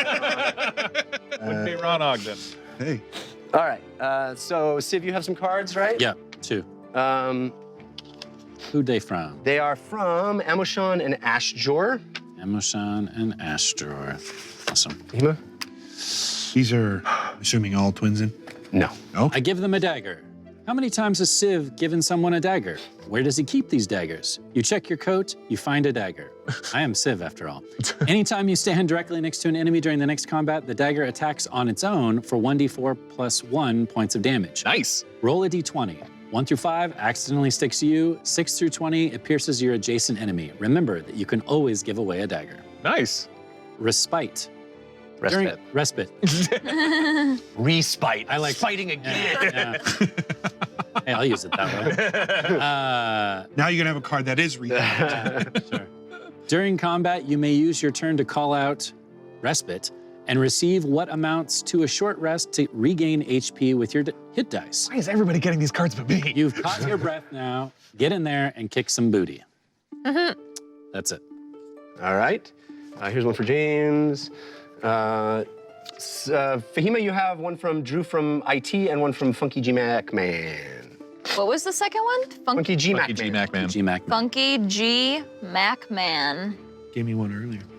All right. Bingle surprise. Pineapple magically appears above an enemy's head. It falls and hits the enemy on the head. Roll d6 for damage.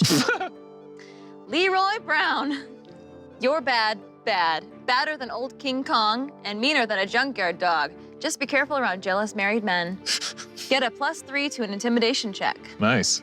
Do you know that reference? I was gonna ask. I only, no. That's fine. What is it? It's an What song? old song. Tim Croce song. Very old song. Leroy Brown. I mean, it definitely Yes, you sounds have like- one from Captain Critical. Captain Critical, thank Oh, that's a you. great name. I know. Humble brag. I deserve this one. Viewer submitted. Being a hero of Bingle's kind of a big deal. Add +3 to your next charisma check.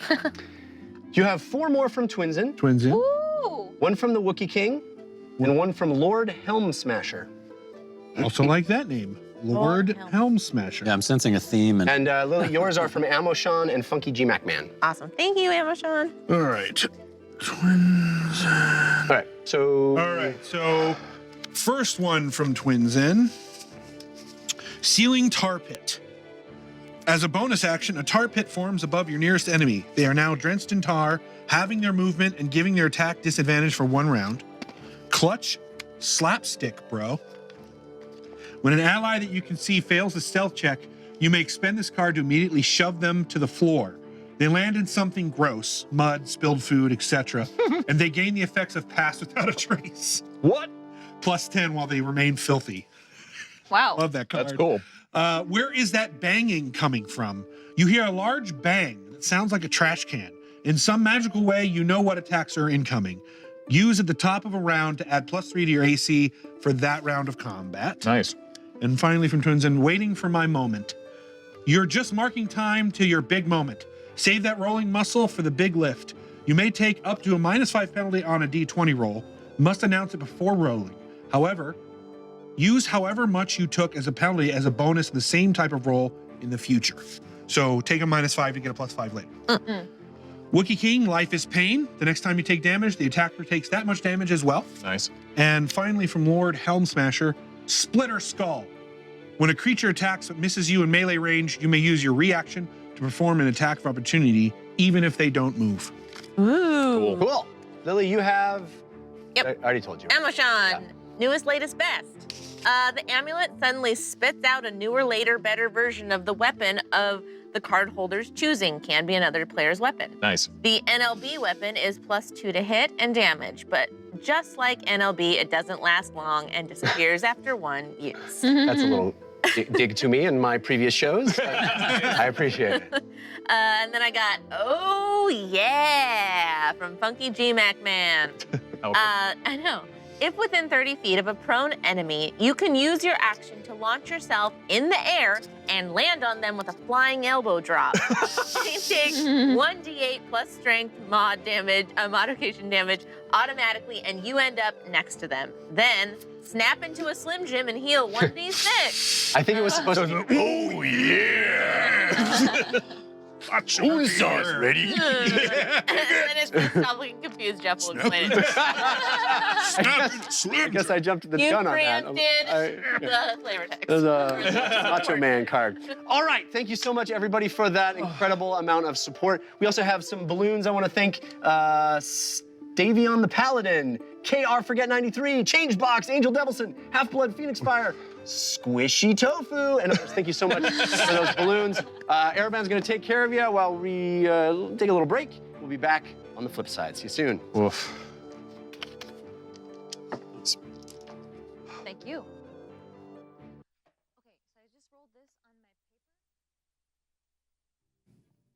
I told them I was not ready. No, they shouldn't have thrown it at me. Yes. This is a great, wonderful time to see you all. Just put it away. I know.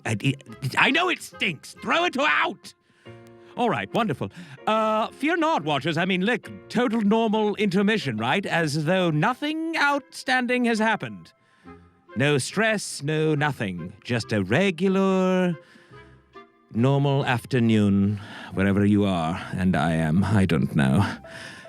Listen, our campaign will continue after this brief intermission. Right now, it's time for us to just relax, sit here and really enjoy one another's company. No, just throw it out, Milo! No, I know it's weird colored and stinks. Just put it in the toilet. All right, great. Okay, perhaps I've lied to you over the last few moments. So, this is stress, yes? I've read a lot about it, as a matter of fact. I was reading in a journal the other day that the human, not usually the illithid, but the human goes through a process called stress, where when heightened emotion and physical experience or fear invades the mind and causes it to somewhat seem, I don't know, difficult to do anything other than just freak out and panic. I'm pretty sure that's happening to me right now, and I've really never had that experience before, so this is new to me. Please, help me in this experience and let me understand your experience of this stress. Tell me what I should do. Breathe?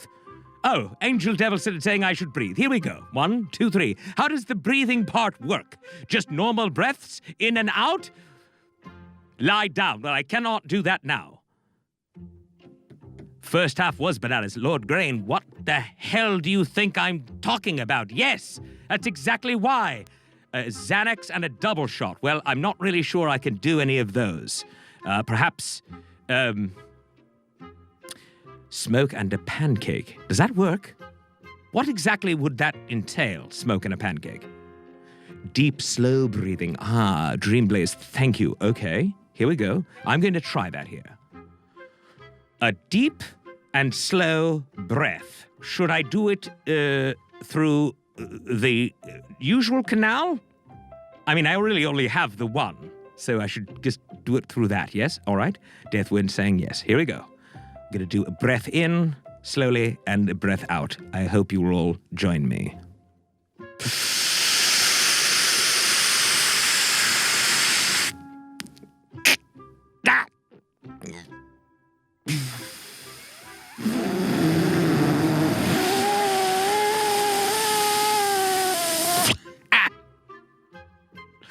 All right.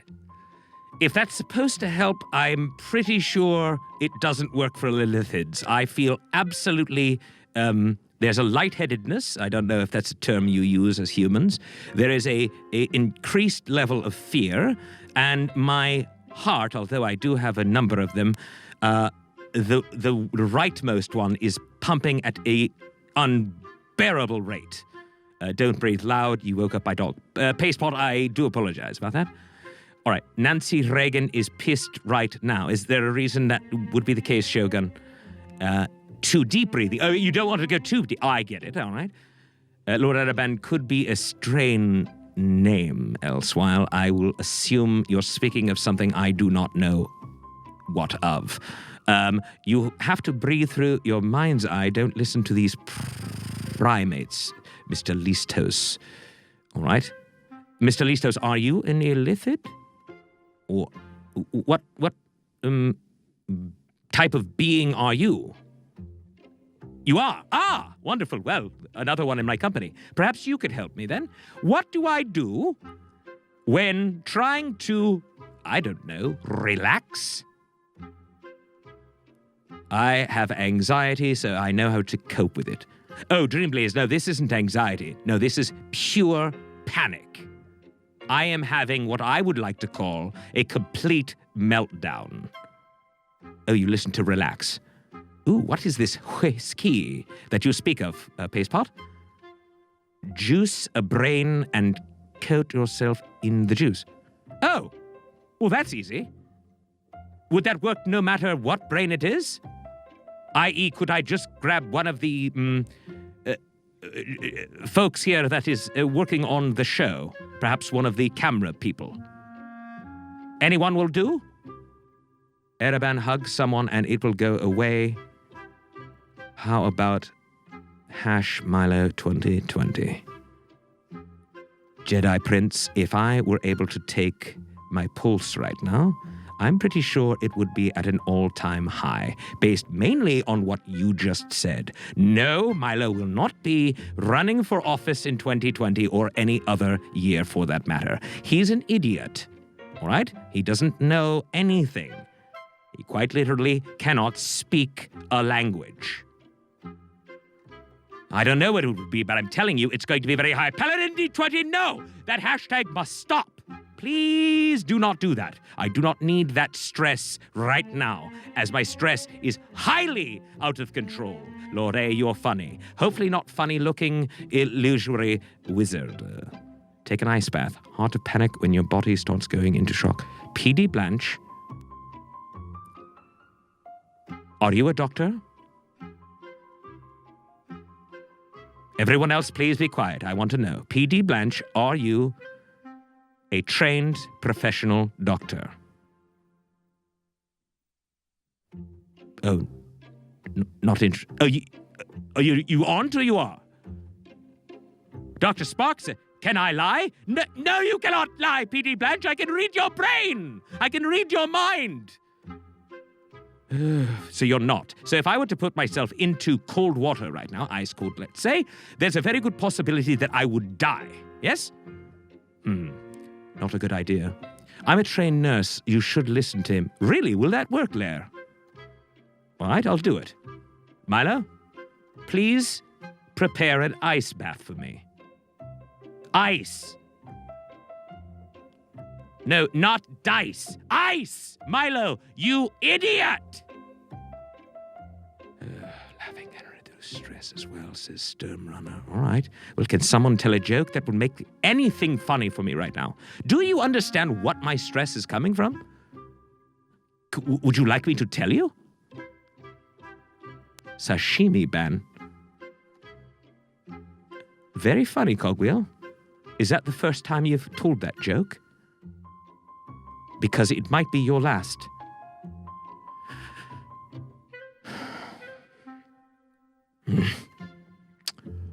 Not enough dungeon run merch. Oh, is that the case, Mr. Stavion the Paladin? What more would you like?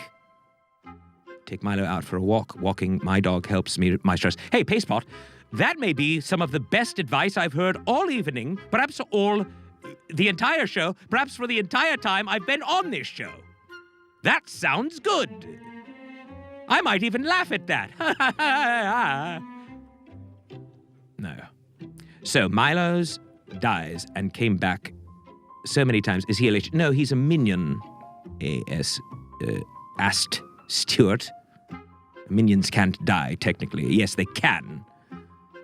But then I just bring them back. Technically, I don't even need to bring them back. The EMT here just shoots them with the what? The little EpiPen or the adrenaline or whatever. He always just pops back up and goes, "Rrr," like usual. Because he doesn't say anything, he doesn't speak. How many ducks do you bathe with? Celestial Giraffe?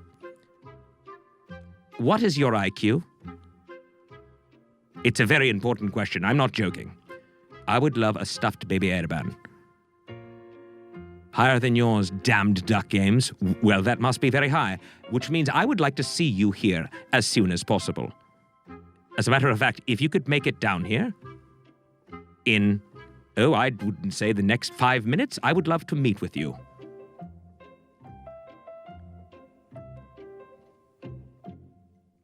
Plushies. What exactly is a plushie? My IQ test came back negative. Radical, wonderful, but please don't bother coming here. I won't require your services. All right. Look, everyone, I do feel as though I've calmed a bit. Maybe not quite as much as I would like to, but I am certainly slowed down. So, I would like to share something with you. Something that you may or may not already know. That is, explaining the game. What the dungeon run is and how it works. D&D kid, you are about 2 seconds away from being banned from this chat. Do you understand? Any more negative comments towards me is a negative comment too far. Understood? There you go, Paladin. No, whatever. All right, here we go. Let me tell you a little bit about props. Those are those fun little things you're seeing, like the one from Brush of Tie right now. The hearts, yes? There are 7 of those that work on the dungeon run. But don't know what they are? Well, good, I'll tell you. Show love, as we are seeing right there. The blue balloons. That's our celebratory item. You can send love to the team whenever you want. It's very nice. Secondly, you could grant the gift of advantage. The ability to roll a pair of 20-sided dice all at once and take the highest value. That's a good thing. Now, if you feel, holy macaroni, Grim-fated? Well, that came just in time, didn't it? Well, that, right there, what Grim-fated just gave to Civ, is called a disadvantage. How does it work? If a player has an advantage, well, this disadvantage right here, that red card, kind of like the game of football, will counter the advantage. Now, if the player does not have an advantage and they are disadvantaged, then they have to roll a pair of 20-sided dice all at once and take the lowest value. That's bad. Or perhaps you would like to give one of the adventuring party members a force of good card. That's good. Also, you can... Thank you, Joker. That's what we mean. 1 for Civ. Thank you. That's that little chest there. If you are in the mood to cause more reckless stress and pain to the rest of us! Grim-Fated showed you exactly what that looks like. A force of evil. And then Twinsen, of course, on the other hand, in rare, actually unrare style, the opposite of rare, does what he does, which is usually counters Grim-Fated's throws, you see. Hence, force of good, force of evil. It's a catastrophe. Now, when you give props, please specify which player at the table it is for. You'll notice everyone writes the name. Thank you, Captain Critical. You're giving a force of good to Uggo. If you do not put the name, or you say something like, I don't know, give it to whomever, then I will make the choice for you! Good. And this is very important. I mean really important. Because of the bonkers amount of force cards that you gave to Jeff last week, almost killing him, literally. I mean, he was this close to succumbing. Jeff has more cards than he knows what to do with. So he's going to work through those force cards, and until then, until he's done, no more force cards for Jeff. Are we clear? Now, you can continue to show Jeff love, and you can still affect the game by gifting Jeff advantages and disadvantages, and sending force cards to the team of players. But do not give him force cards, or you'll be forced to deal with me. And maybe one of Milo's very worst farts. Also, it's on you. You can purchase an IOU, and when you do, it will light a candle. Yes, change box. Oh my goodness gracious, change box. Well, that's not an IOU. No. No, Stavion, that's an IOU. Change box, on the other hand, just gave Jeffrey, as I like to call him, 10. Not 1, not 2, not 3, not 4, not 5, not 6, not 7, not 8, not 9, but 10 disadvantages. Interesting. Back to the IOUs. When you purchase an IOU, it will light a candle. When you do that, the Candle Queen, which you have all seen, I imagine, will come out and light a candle. Once 20 candles, not landals, but candles is reached, a force of good card will be awarded to a random member of the team. If we do not finish an entire row of candles, we will roll them over to the next show. Finally, last but not least, I'm not even going to say it. No!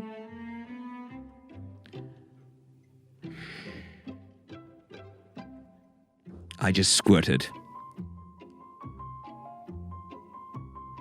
My bedpan is full, but too bad because Milo is dead. Thank you, Changebox, for killing my minion for what, the 50th time, I believe?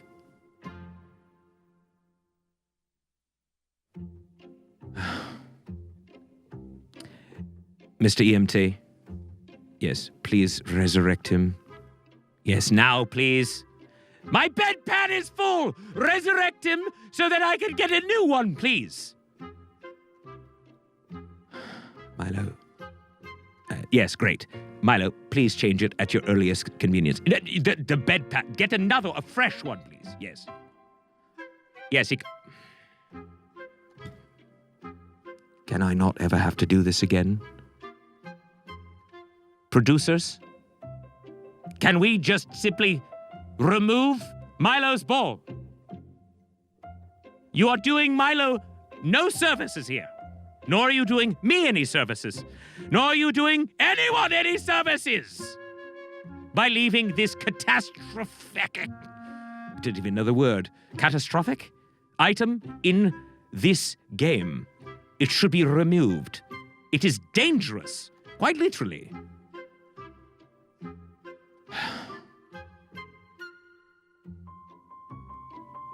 Stravion, if I had one wish, and I have no wishes, but if I had one, it would be thus. To have you live as Milo for one day. Yes, this is true. To have you live as Milo for one day, and for me to buy every single bowl that ever existed on the dungeon run. Do you understand?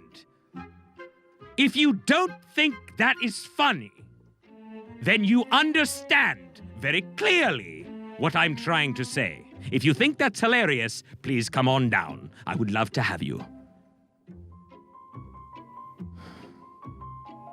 All right. All right, Stavion, you are coming down. Fantastic. Please meet me here at 11111 Main Street in, what is the city we are in here? Ah, yes. Modesto, California. 91776. If you need directions, just consult Google.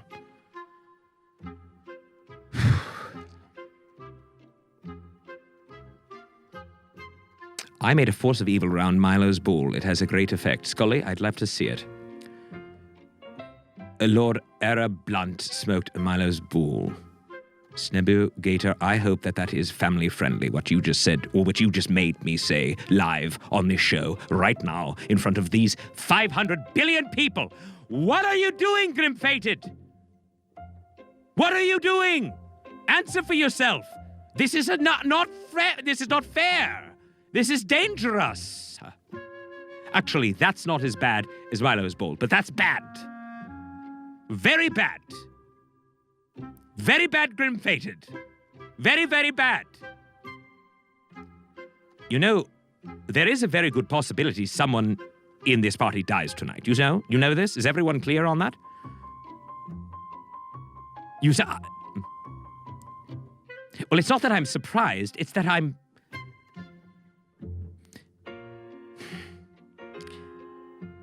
I don't want to wear a Depends for the rest of the show.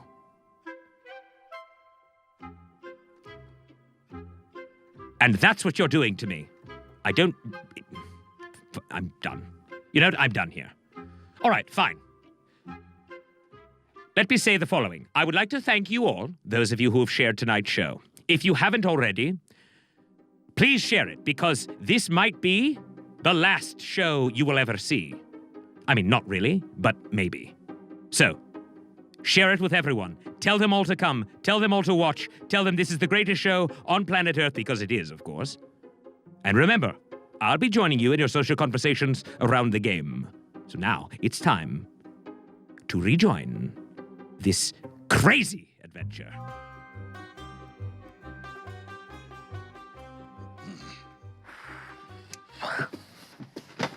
All right.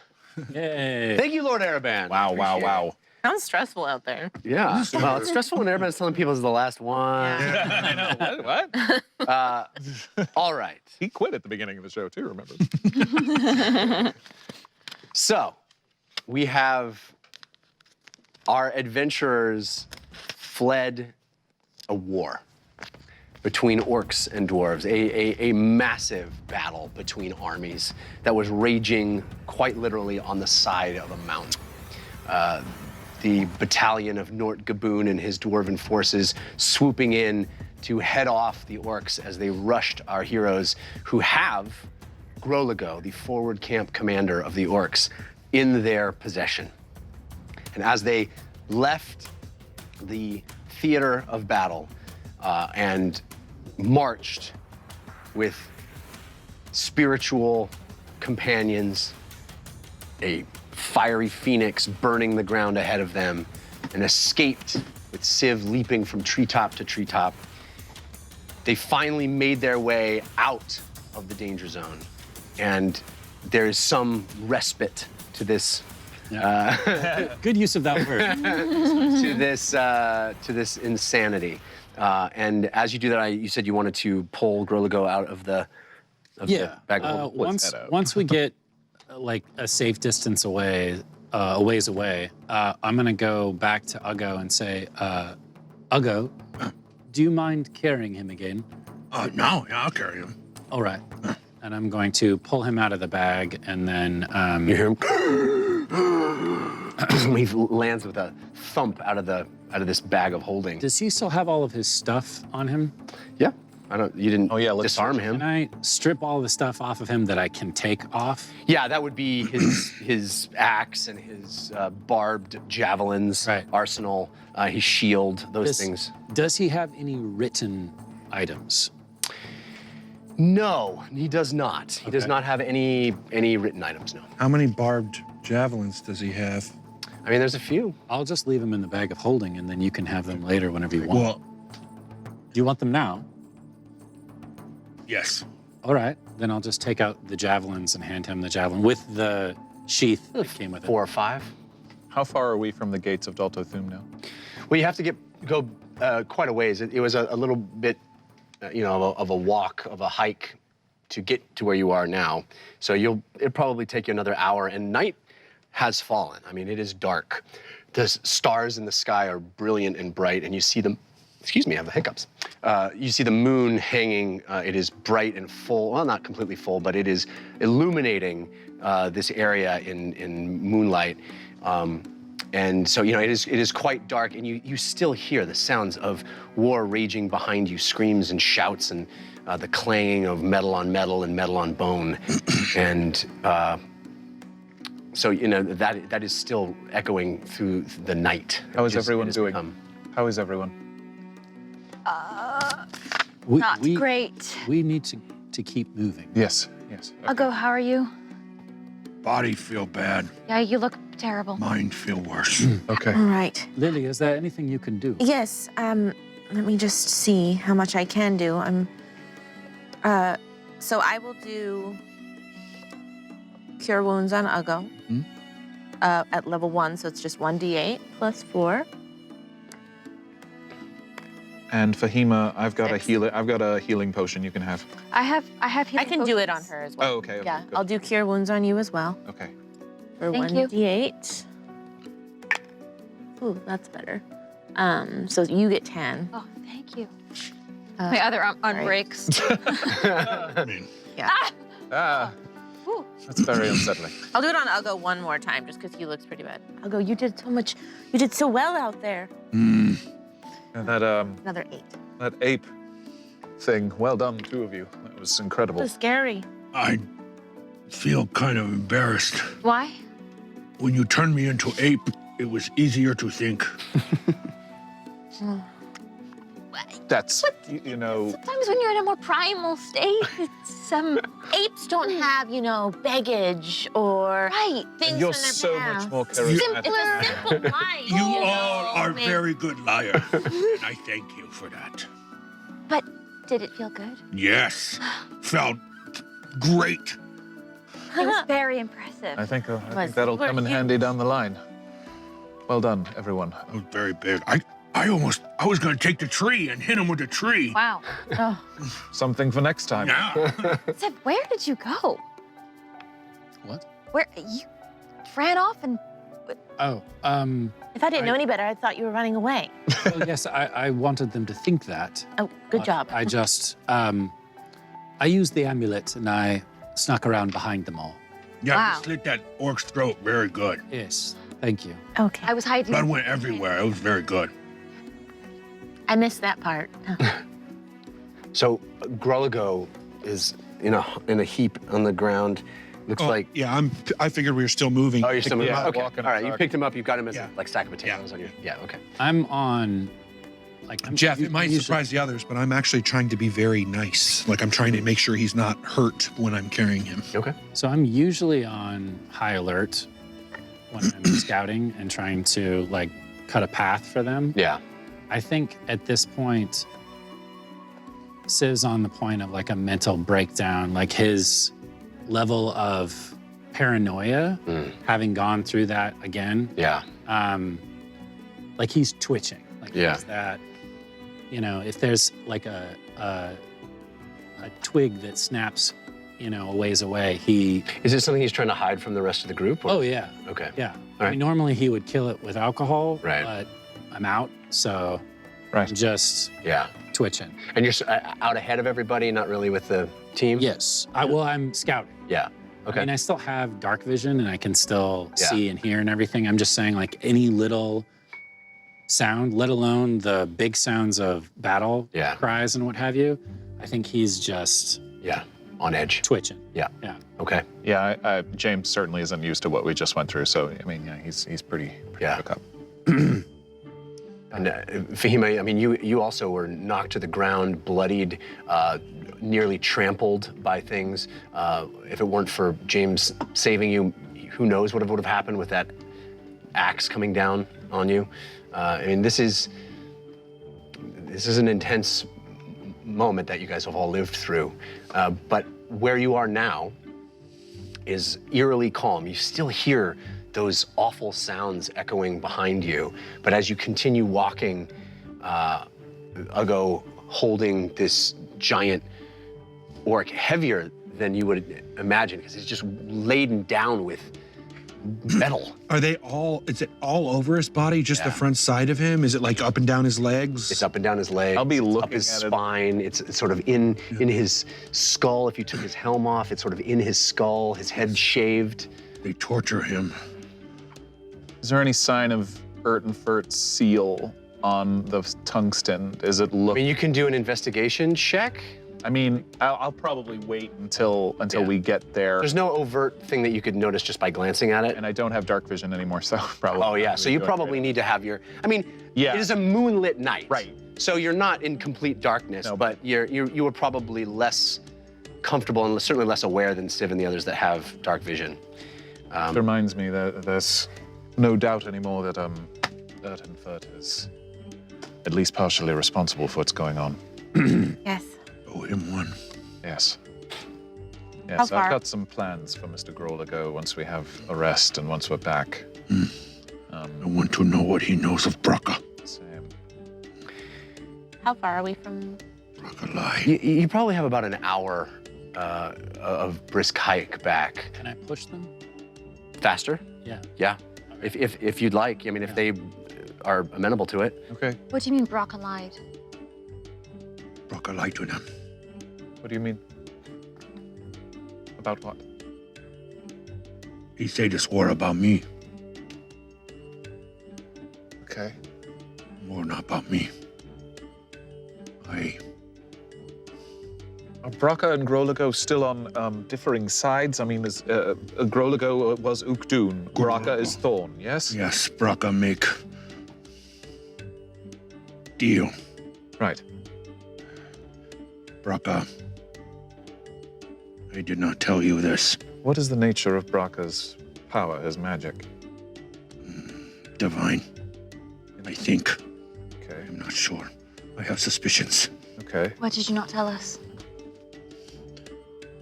I believe there's dark magic at work. I believed it when I left. If he is able to convince Ukdun to put aside war, it is not because Uggo is around. Does Braca have that kind of power? Do you think he's working in He did not when I conjunction? left. It's possible that he's found some new friends. Father was chieftain, high-ranking member. Rose up out of chaos, destroy my family. Braca and I kill father. You both killed your dad? And you were framed. Father was trying to kill Braca. Why? I don't know. We... Uggo drops Grolgo and sits down. I immediately come up out of the shadows. We don't have time for that. I'm sorry. You're going to have to get up. Yeah. There will be time. Yeah. I promise you. Yeah. All right, Civ, I trust you. Go. I'm gonna grab whoever looks the most injured, whether it's Fahima or Uggo, grab them by the hand, and I'm pulling them the way that I just came back from. Okay. It would probably. Who is more injured? Probably Uggo. At this point, it might be Fahima. I am less than half hit points. More than half hit points. So then me. Still a go. Okay. I'm pushing them. Okay. And no. I'm not being nice. All right. So unless you guys want to resist any of that, the pace picks up. Let's do, we got the candles all lit. So let's do that real quick. That is a 2. Again. Wow. Thank you, Lucky number Candles. 2. We have a few others, actually. Well, might as Making well up do for them all all. your bad rolls. You know, it's the box. I figured out it's the box. Over here, and well, that was a 3. Roll over here. Oh, no, not that either. And it's just these stupid hats. Almost like it's random and there's no magic to it at all. No, you know better. Come on. All right, so this one's called All's Fair in Love and Thumb War. 1, 2, 3, 4. Let's have a thumb war. Have a thumb war with 2 other players. Whoever wins each match wins 100 gold. Whoa. Okay. There's another part that I can't read out loud. Let me just scan it really quick. Ooh, okay, cool. All right, I'm just gonna do you twos. Sure. Thumb war! So, okay. 1, 2, 3, 4. I declare thumb war. 5, 6, 7, 8. What? I hate Michigan State. Actually, I like Michigan State. I'm guessing that was part of your card. No. This Oh, can take a you're while. nice. I know. You nailed I it. didn't realize this was going to be so hotly contested. Ah, You got you? There it is. Okay, Sid one gets win. 100 gold. All right. Man, your hand is sweaty. And you got claws. I know. They're short. I go bouldering. Come on, let's get it over with. Okay. 1, 2, 3, 4. I declare thumb war. 5, 6, 7, 8. I hate Michigan State. Okay. Sure. Your thumb is giant. Oh my god. Wow, really? Throwing down. Look at that. I was. Quit staying away. Like, not gonna She's just do anything. slap- Sweaty. Look me in the eye, Lily. Look me in the eye. Ah. It's terrifying. 2.5 hours later. Yeah. Yes. Again. Because it's gonna go on for 10 more minutes. All right, so I won both thumb wars, so I receive 500 gold. 500 gold! But I must surrender at least 25 gold pieces of it to each of the players I defeated. All is Thank fair you. in Love and Thumb War. That's So very nice. I'll take 450. Use twos, get 25. Thanks. Thank you, Candles. And Michigan State evidently gets stuff feel terrible. Hey. All right, you all done? That was yours. We Yes. have, Siv, do you have one? You haven't given Boy. it to me. Okay, Joker 38 gave you that. Joker 38. Yeah, I was counting on that. Don't read until used. All right. All right, Fahima, you have one from Demon 47. Thank you, Demon47. Very kind of you. James, you have one here. This is from Lair Alkinson. I'm low. Lair? Lair? L-A-I-R-E? Lair Atkinson? Alkinson? Oh. good, because I have 0 gold. I'm sure I nailed it. I'm sure I got it. Sounds hurt. I'll buy you a mom. All right, who's reading? Who's reading? Go, go, go. Hema. Fahima. Demon47, family keepsake. Oops, you remember you still have that old keepsake Grandpa gave to you. I don't have a grandpa. If you count a bag of troll nail clippings as a keepsake, you can use your action to pour them on the ground, making up a 10-foot cube of terrain turn into difficult terrain for the duration of a fight, and any creature attempting to cross it takes 2d4 piercing damage. Gross. Cool. James? Blessing of Crispin and Crispian. It's a Henry V reference. I love it. Viewer submitted. We few, we happy few, we band of brothers. For he today that sheds his blood with me shall be my brother. In combat, activate as a bonus action. Every time any ally takes damage from an attack, you gain +1 to hit until your next turn, at which point you may use the cumulative bonus on a single attack. That's awesome. Cool. Very cool. Uggo, you have 2 from Twinsen, 1 from Captain Critical. Those are goods. And then you have an evil from Grim Fated. And Lily, yours is a good from Twinsen and an evil from Grim You Fated. said 2 from Twinsen? Yes. And who was the last one? Sorry? Captain Critical, Captain Critical. evil from Grim Fated. Captain Critical! All right. Is that the Okay, so the no, that's Keep reading. From Twinsen, a lot of Wookiee action. There's a lot of Wookiee action in the chat, and Jeff gets confused by it. While he's preoccupied, you can re-roll any one roll. Not wrong about the Wookiee action. Also from Twinsen, true crime author. No guessing about how it happened. You're the one who wrote the book. Add +2 to any one investigation check. Huh. And then final good from Captain Critical. Grandma's Special Cookies.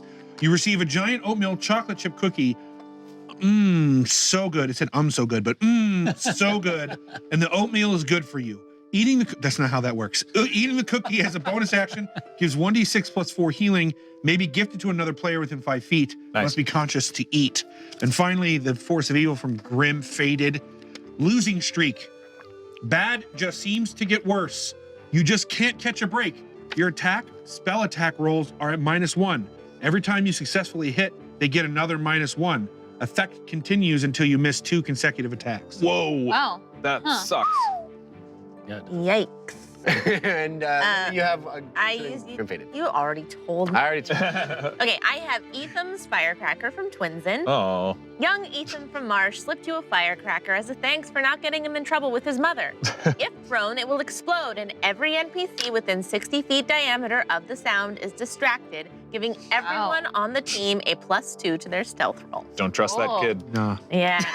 He's just a good boy. I have a Force of Evil from Grim-Fated, who doesn't like me today. Unfortunate rulebook mix-up. Trigger at the start of combat. On each of your turns, cross out a chess piece below and use its movement.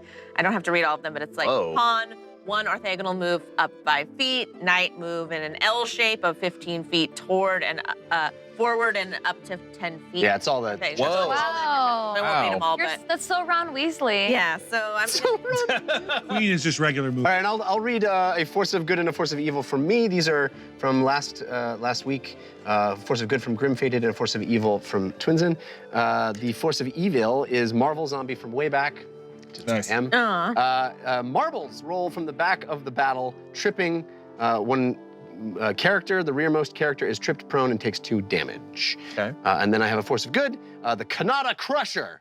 When a creature you control succeeds on a melee weapon attack, you may add 1d8 bonus magical force damage to the damage roll, and the target must succeed on a DC 14 strength saving throw or be knocked prone as the creature busts out Jeff's old finishing move from his days as a luchador down in Mexico. Which is Wow. not a period of time I talk about a lot. Wait, What's why your am I- wrestler name? El Kanata. Yeah. All right. So you guys are still moving. Yes. I believe what we had just happened is you pushed everyone to continue walking. And I don't resist him, but I seem kind of thrown We need off. to go. Come on. You're not usually physical. It's all right. Voice. He's right. We don't have much time. It's all right. Come on. He's right. Did I count the number loosely? Count the number of dwarves versus orcs? Who outmatched who head count wise? I think it was probably a little bit more orcs than dwarves, but that was because they were coming from. They weren't the battle that was happening, right? They had left that battle. That battalion was not joining. It was a new battalion, a smaller group that was coming in from the back. So there was a faction of dwarves that broke off to come fight these orcs. Yeah, no, it was reinforcements basically. It was Nort and his team came from Dalto Thum from behind you to come in. They had From the main force of dwarves?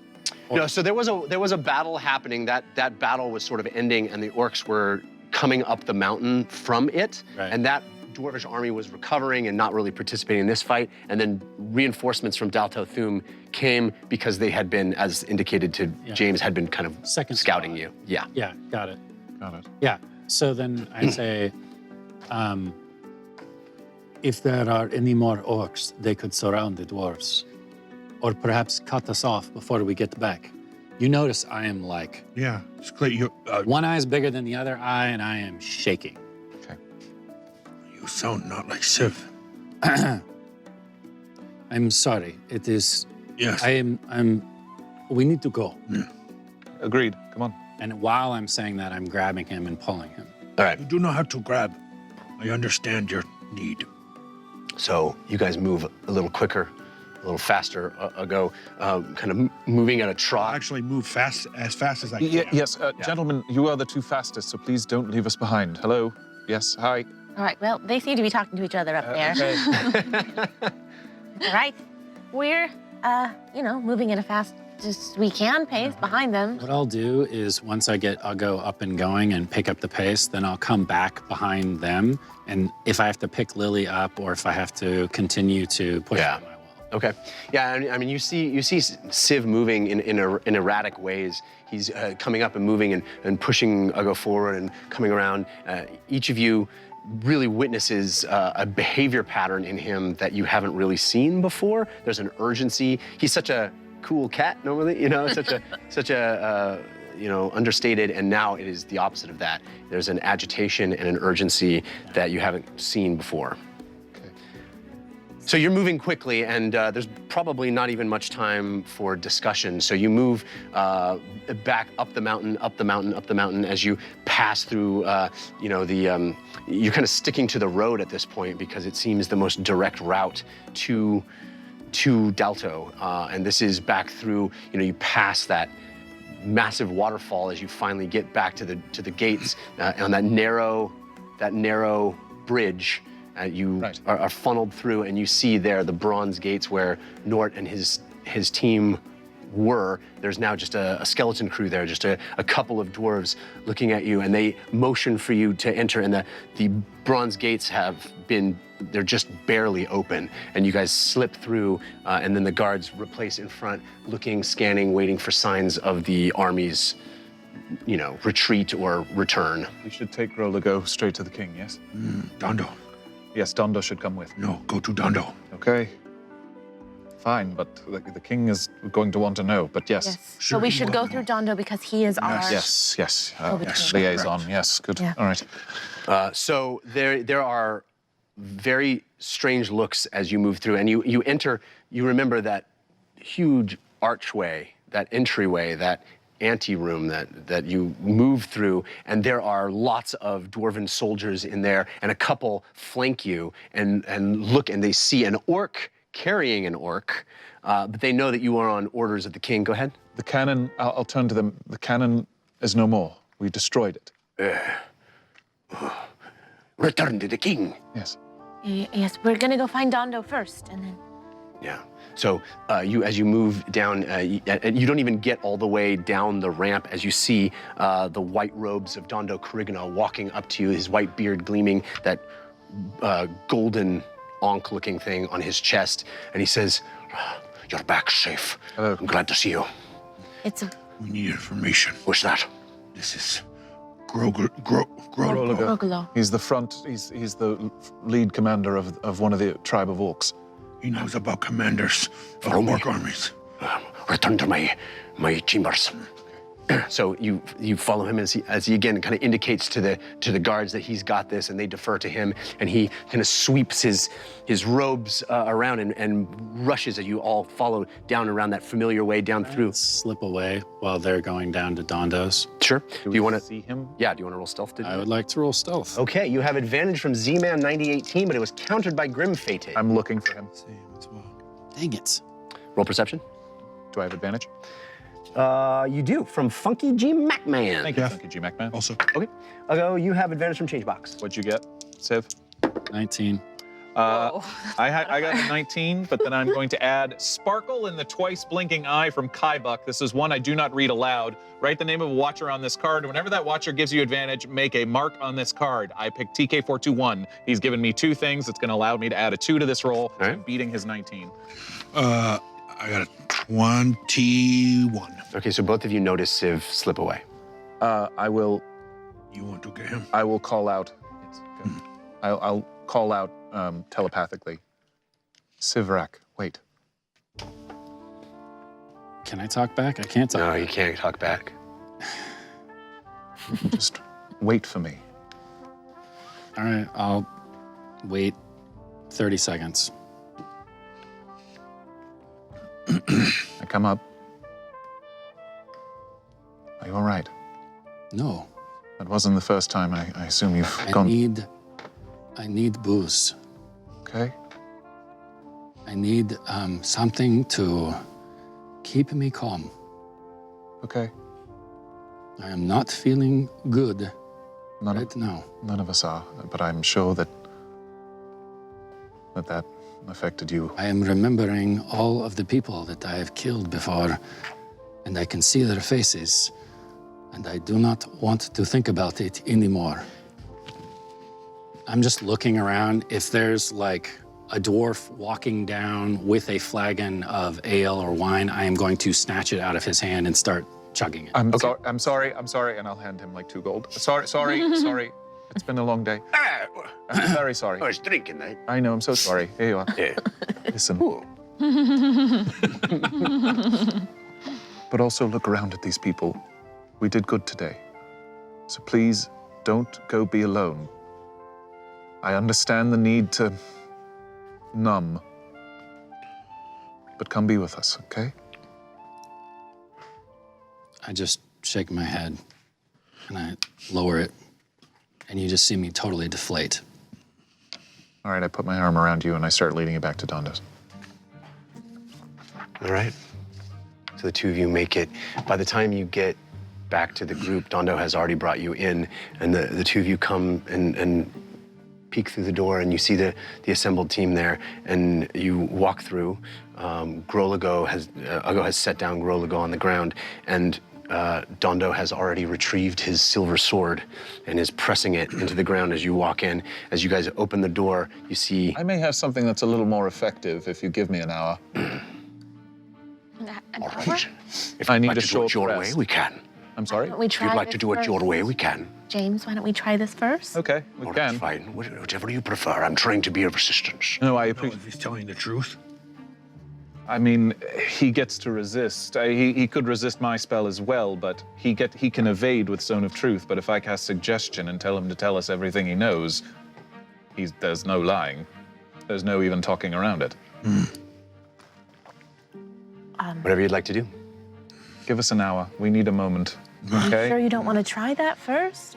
I mean, it's no harm, I guess, but, you know. All right. Take a rest either way. Yeah. You all look like you've been through quite something. Please, let's have some stew. Thank you. Mountain have- stew? Mountain stew. Do you have soap? Of course. Can I have some soap? Of course. And he goes and he finds this, you find this large oblong bar of soap. I'll take it and go over to like a small basin and pour some water out from my flask, and I'm just scrubbing my hands. Trying to get the blood off. Son, I'd advise you to eat. I shake my head. All right. What can I do to be of assistance to all of you? If there's any healing, I motion to both Uggo and Fahima. They've both taken a great deal of damage. I'll be fine. You can just rest. Okay. Perfect. Thank But, you. Yes, food and let's tie him up. Dondo walks over to you, Uggo, and looks at you, and he says, I can heal you if you choose. Take it. I will not lay my hands on you unless you ask. I trust you. And are you, Orc? And he lays his hands and he casts. At first, I kind of, and then, yeah, He casts Cure Wounds at 5th level. 5d8. yeah. Yeah. You want to roll it or me? You can roll it. He's a powerful paladin. Yeah, he's been around a long time. Yeah, really. Remind me Those not two. to pick a fight with him No. or steal his sword. His ankh glows and his eyes kind of whiten. You see the pupils of his eyes whiten, and there's almost a faint glow that comes off of his entire essence as his hands outstretch and he places them on your forehead as you sit, and healing infuses into your body. I'm not fully healed, but it's thank you.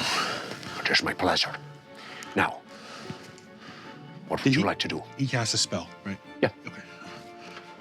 But yeah, just kind of taking a short rest. I will make sure that Lily sees what Civ is going through. I will sort of motion.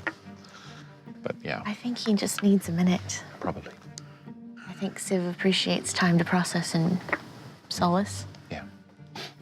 Uggo, can you talk a little more about your brother? And what you think was going on between him and... I don't know. I don't remember a whole lot, but what I do remember is Braca and I planned to confront Father. Because he was... He killed Mother. I'm sorry. Your orc mother? Yeah. Why? She was not angry enough. He...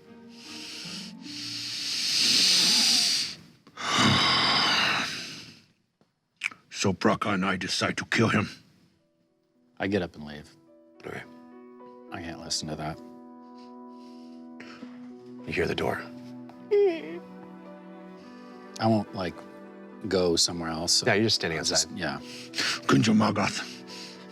He went after Braca. Your father? Yeah. Okay.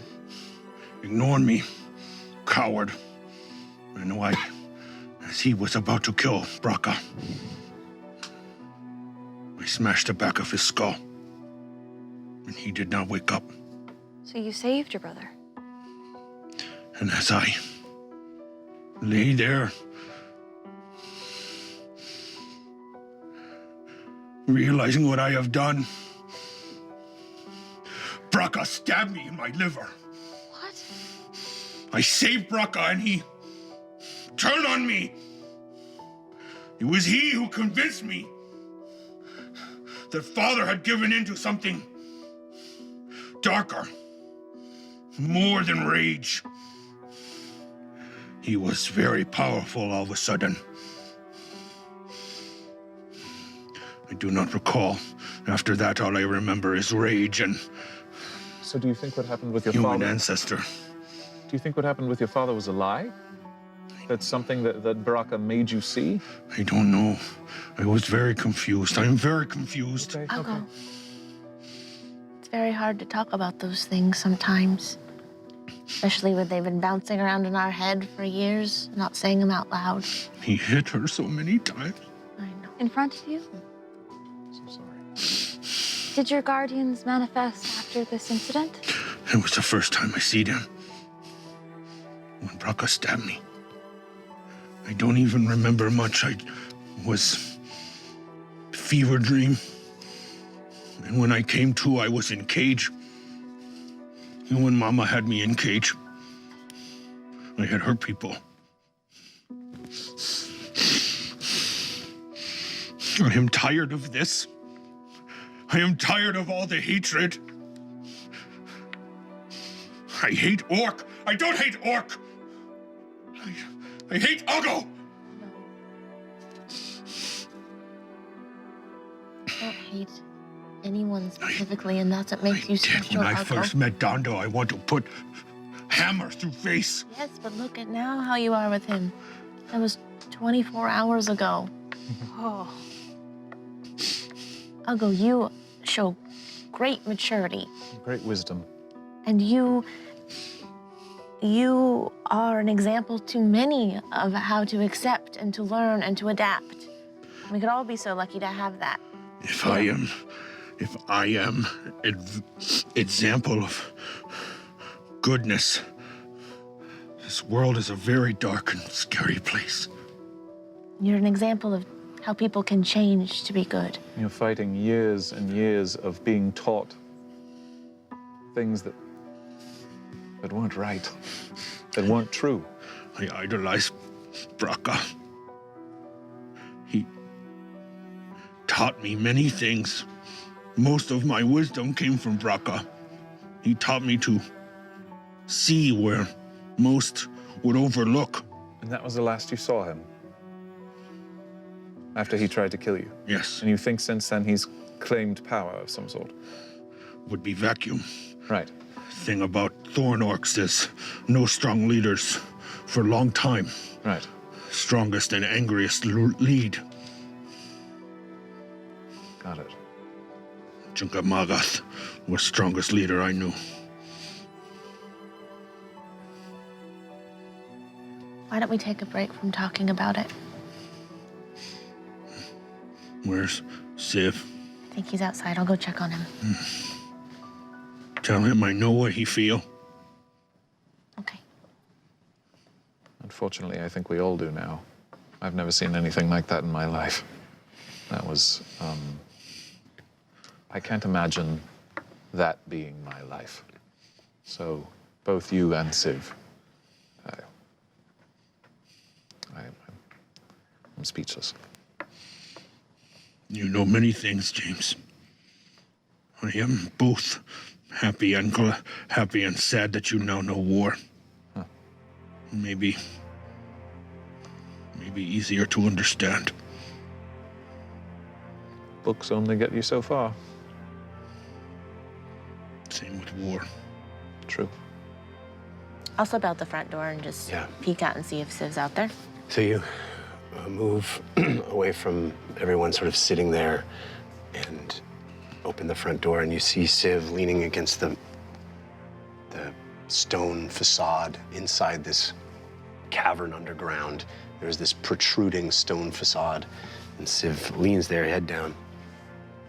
I'm just picking up bits of blood and gore, especially because we ran through a battlefield, so I'm assuming some sprayed onto my fur as well. Definitely, yeah.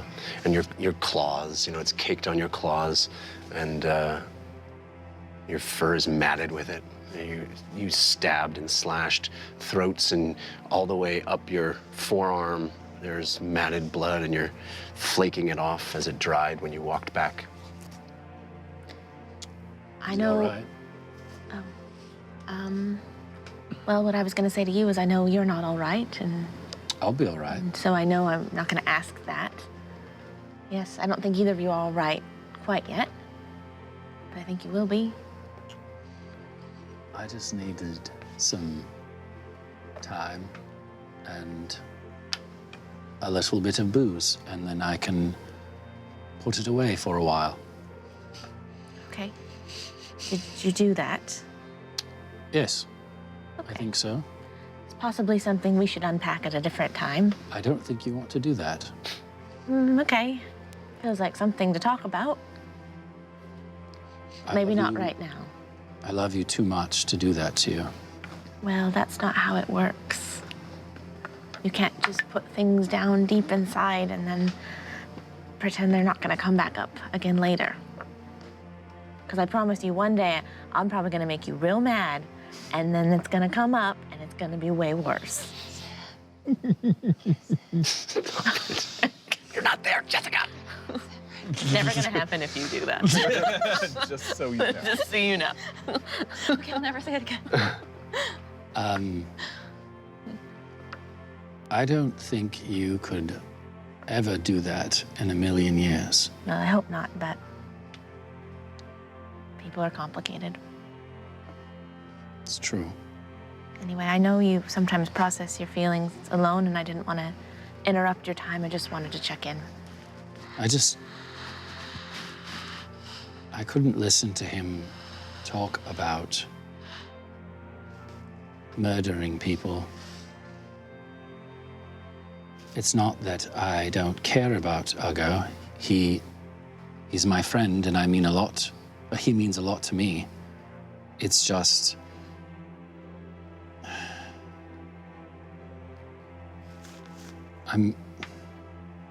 I really don't want to relive my past anymore. I know. And I really didn't want to do the king's bidding and kill a bunch of orcs, whether they deserved it or not. I just don't see the point. And I think if the king had just let us go into the forge without having to assassinate Groligo, perhaps I'm just being naive, but it could have been avoided. It could have. It could have also happened just the same, just not us. It's hard to say. We can't say.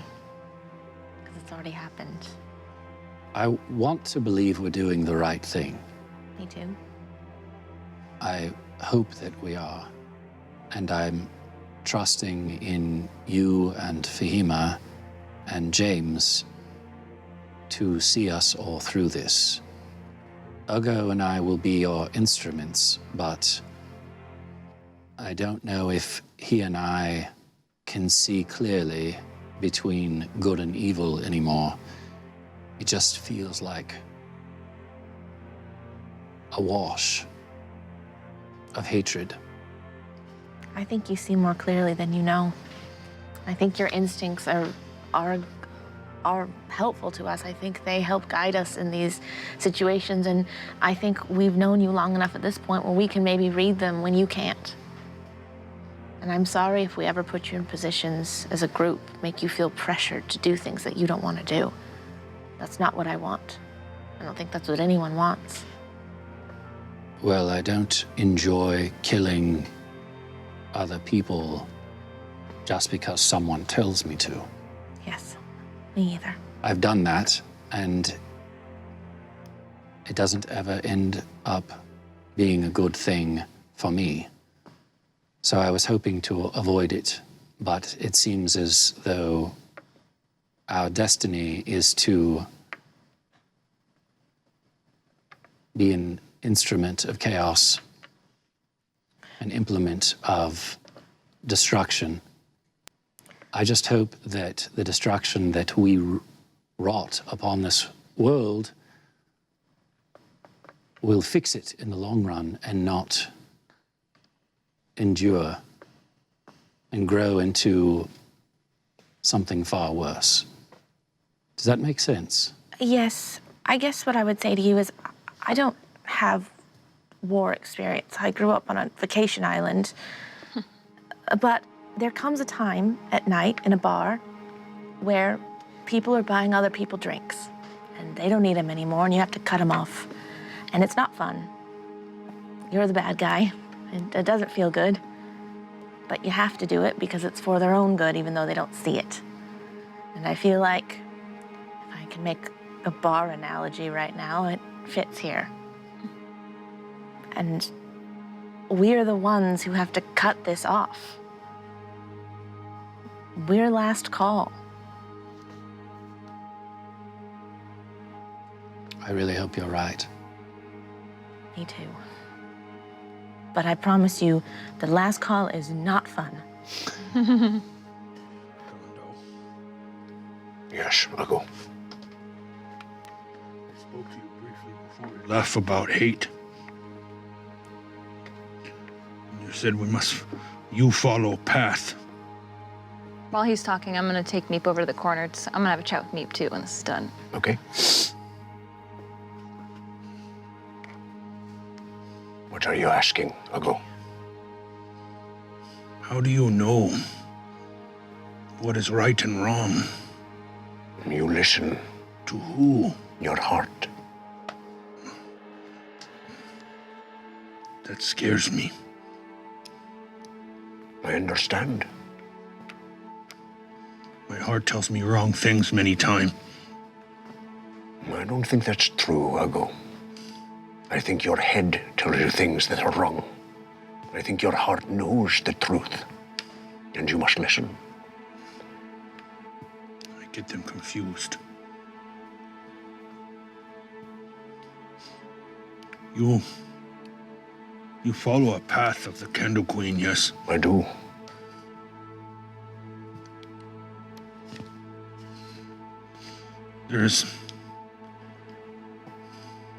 I see that it gives you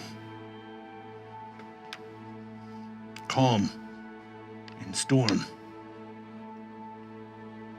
My only desire is to protect my family.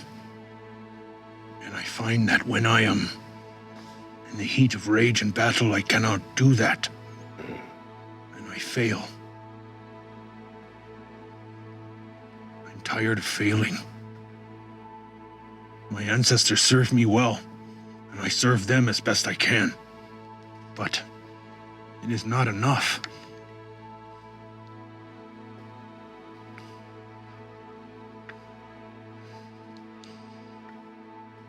How does one follow a path like you? Well, taking an oath of devotion to the Candle Queen or any other is not an easy path. It is not one moment of change, nor is it one moment of clarity. You must continue every day to challenge yourself. Remain true. Remain devoted. Uggo, the orc, will you do something for me right now? Yes, as long as it is not killing. will you hold my hand and say a prayer to the Candle Queen?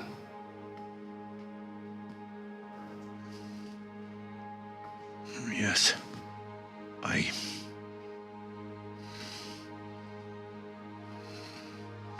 Yes, I will.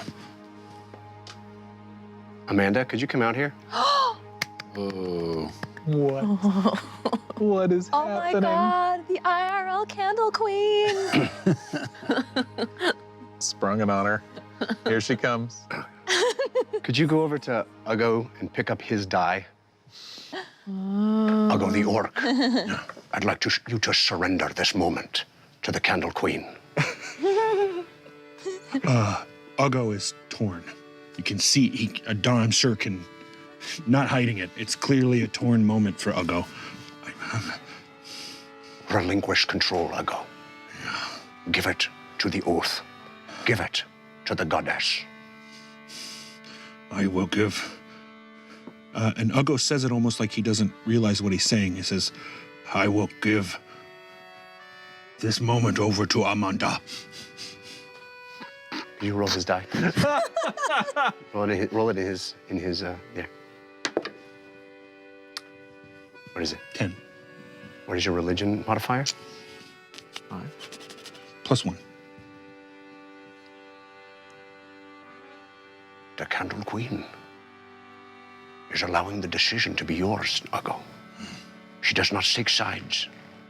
She has given you exactly the middle ground to be decided by you. In her wisdom, she has allowed you to decide which side you'd like to take.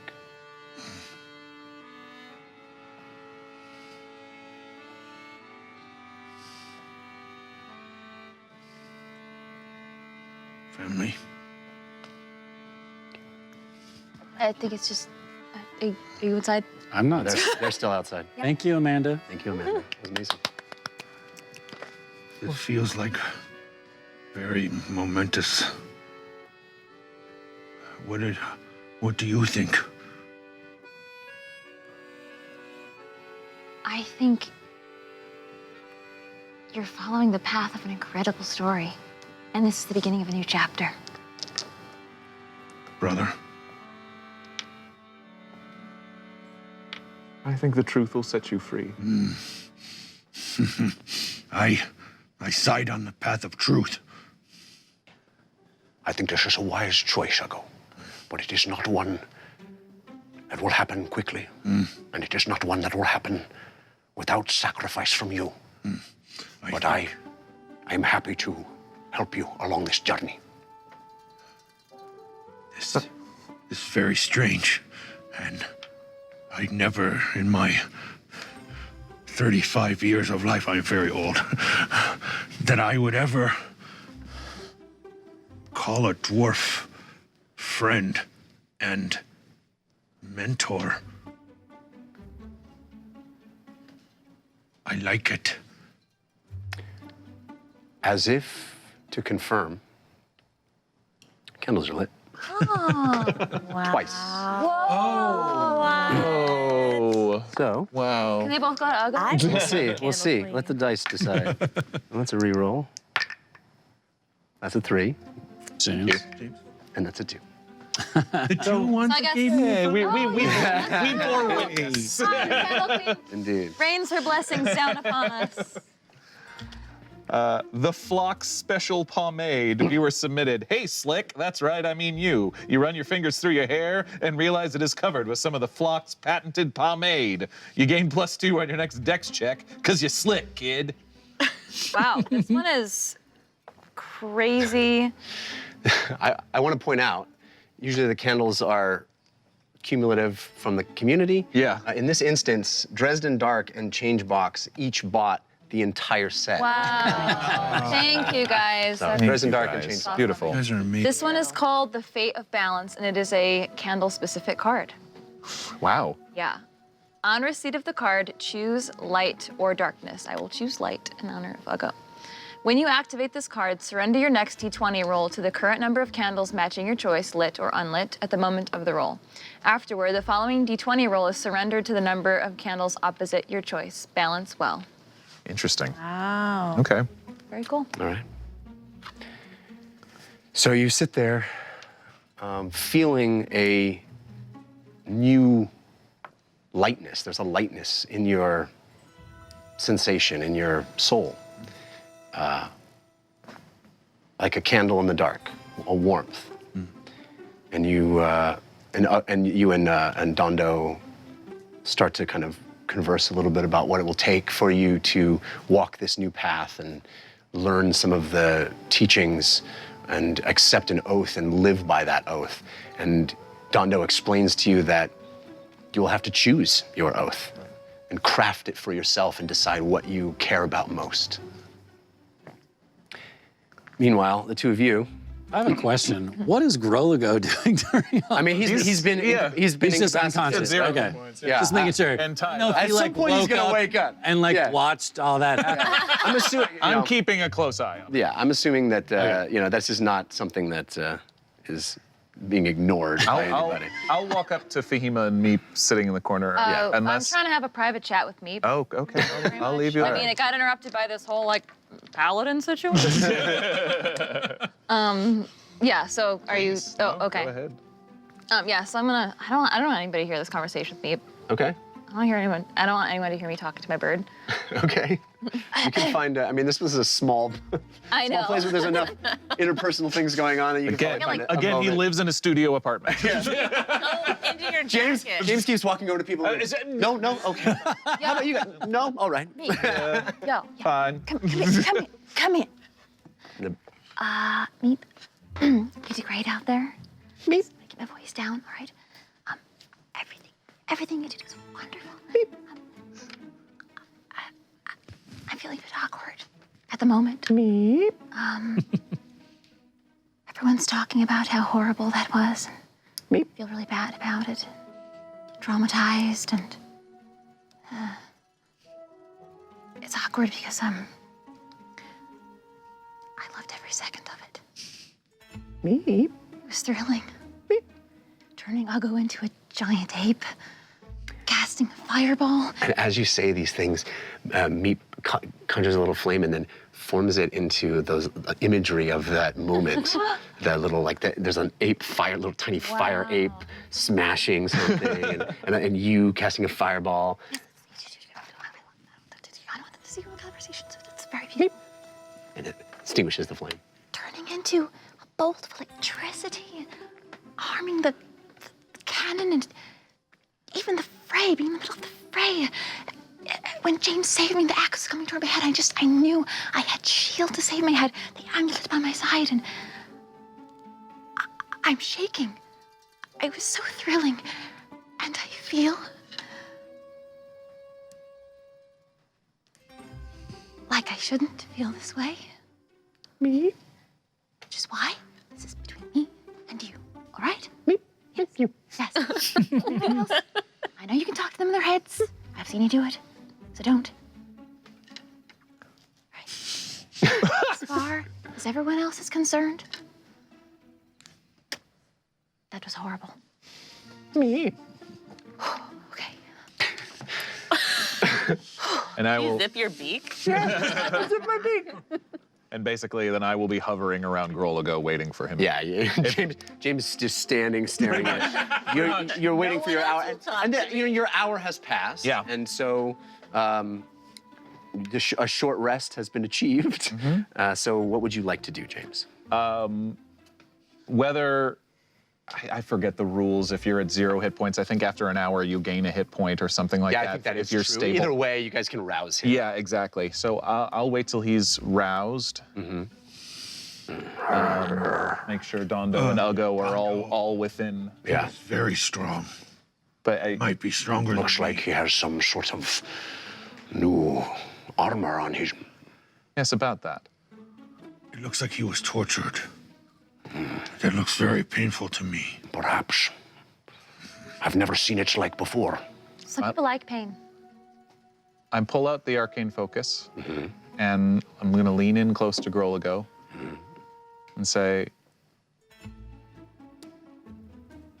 I think you're ashamed of what's become of Ukdun. And I think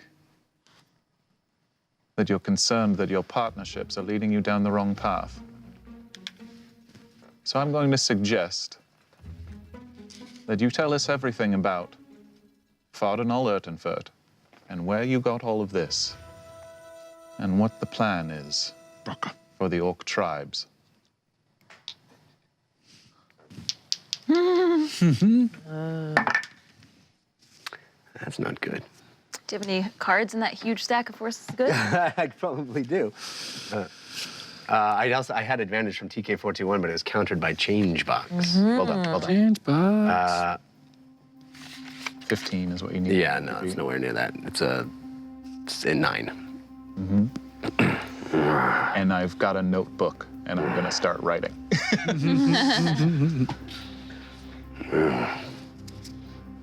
Urtenfurt, gnome, come to us. We kill him. Then, the next day, he come to us again. We kill him again.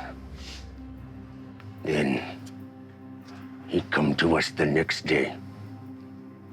We realize he powerful. Cannot be killed, maybe. Orcs, take notice. Ukdun, take notice. We listen instead of kill. And he tell us in sing-songy voice that he can give us something to defeat the dwarves. And he give us, if we give him materials from mountain What kind? or wood, steel, lots of it. Where is he now? I do not know. He give me more, make me more. I hate myself, look like weakling in front of tribe. You were brave today. Why am I telling you this? Because it's the same reason you're still alive. Because I still believe that there is a way out of this that ends in something other than death. I was going to say magic. You but have that's been what lied it's- to, brother. Not your brother. Yes, you are. You have brother. You are brave. I did not know you were brother of Rage Fist. I did not know you were brother of Leader. I did not know. You lie. You do not say magic. You do not say Braca. But I learn. And I steal your friends. I come back and take them. Where are they? Torvald and Skychild, where are they right now? They are with Braca. Grolago give to Braca as bait for you. Huh. Braca want to kill you. He holds your friends knowing you will come. He did not know you were alive until I told him. Then he got so angry. Grolago like to see. Easy to manipulate like all thorn orcs. So easy to play their emotions. So easy to use their rage against them. I find the thing he hate most. You. And I use it. I take your friends and I offer them to Braca. And Braca take and give Thorn army to Ukdun. What happened to the Warden?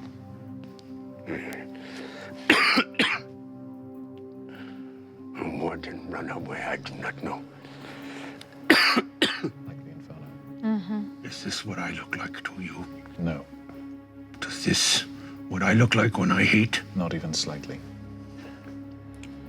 If you have any honor, you kill me with your hands, not as ape, We define with magic. we You define brought magic. we define honor differently.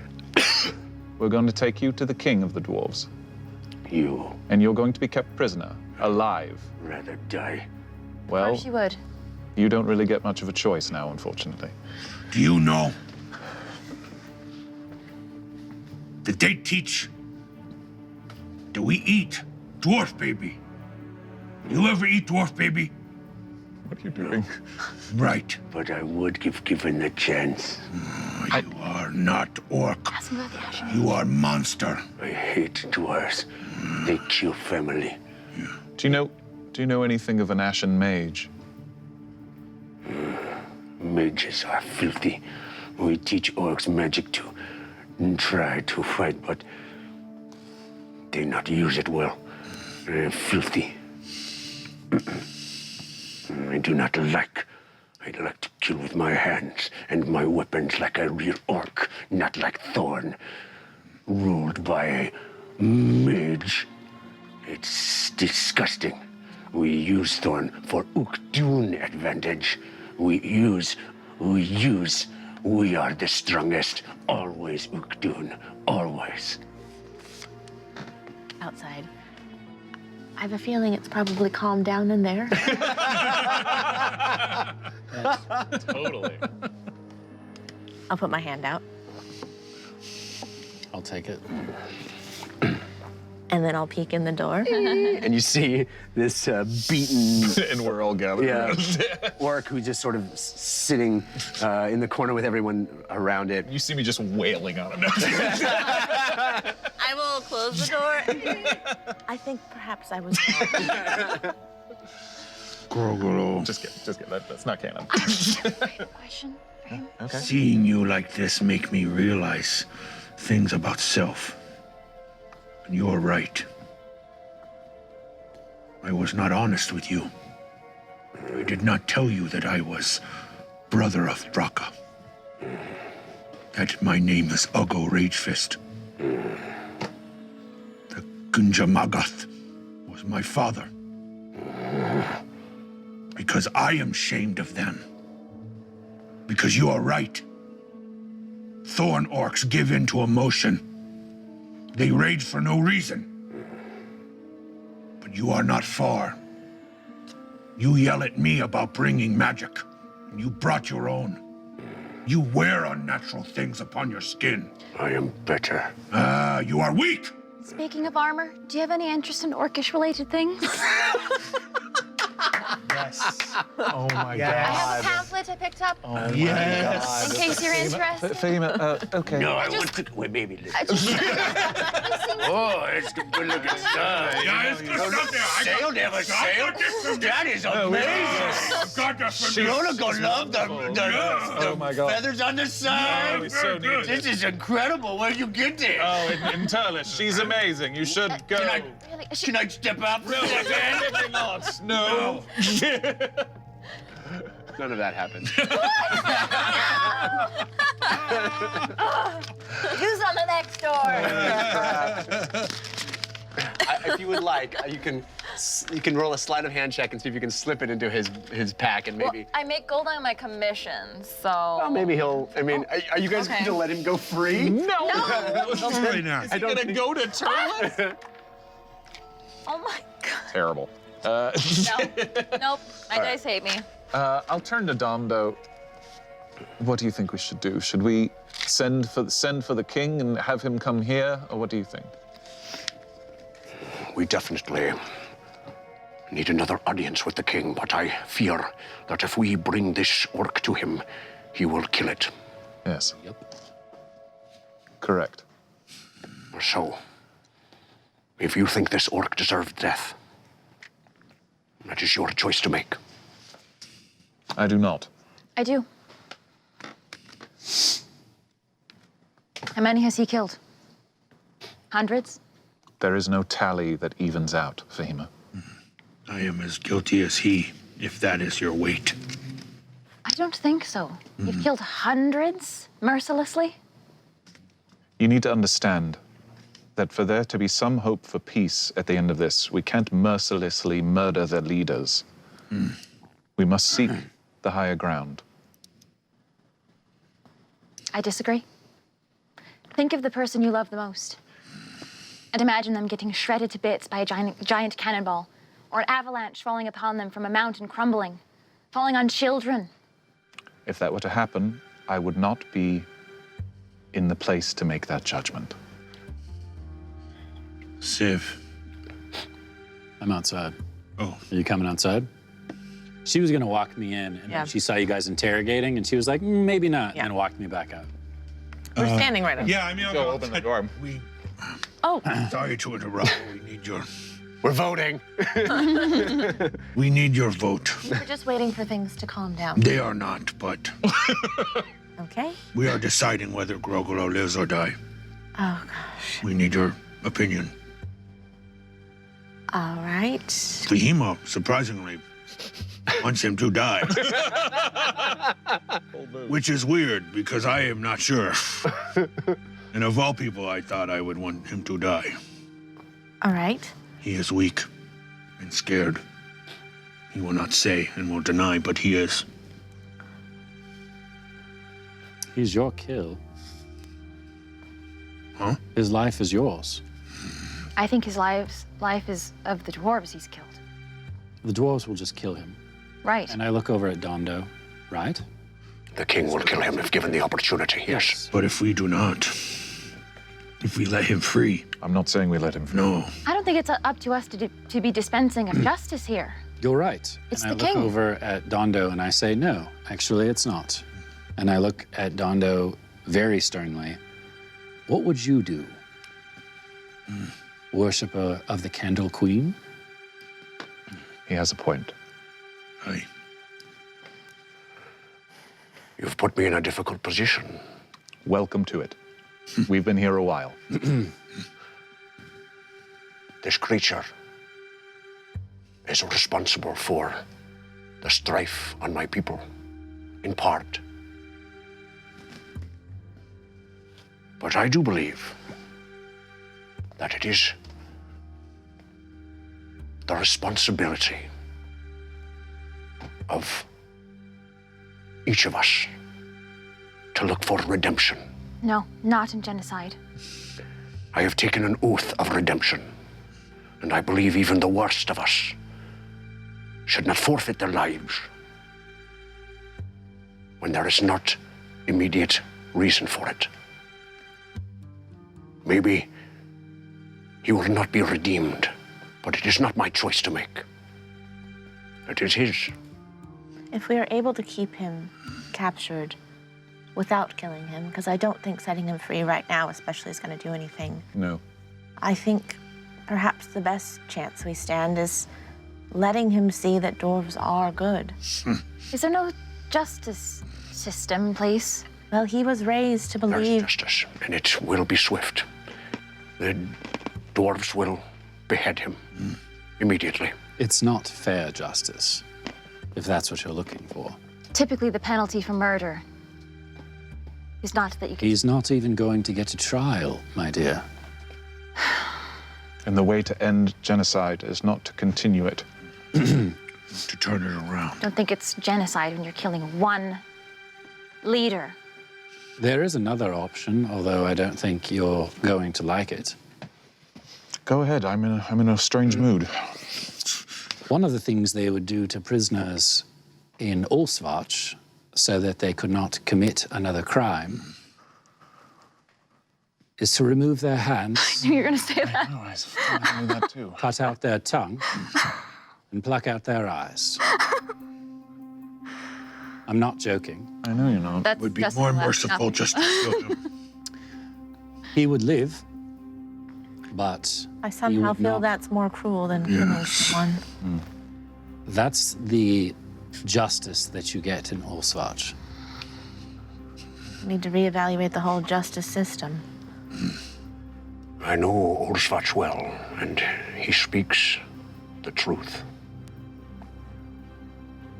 do not need to make this decision now.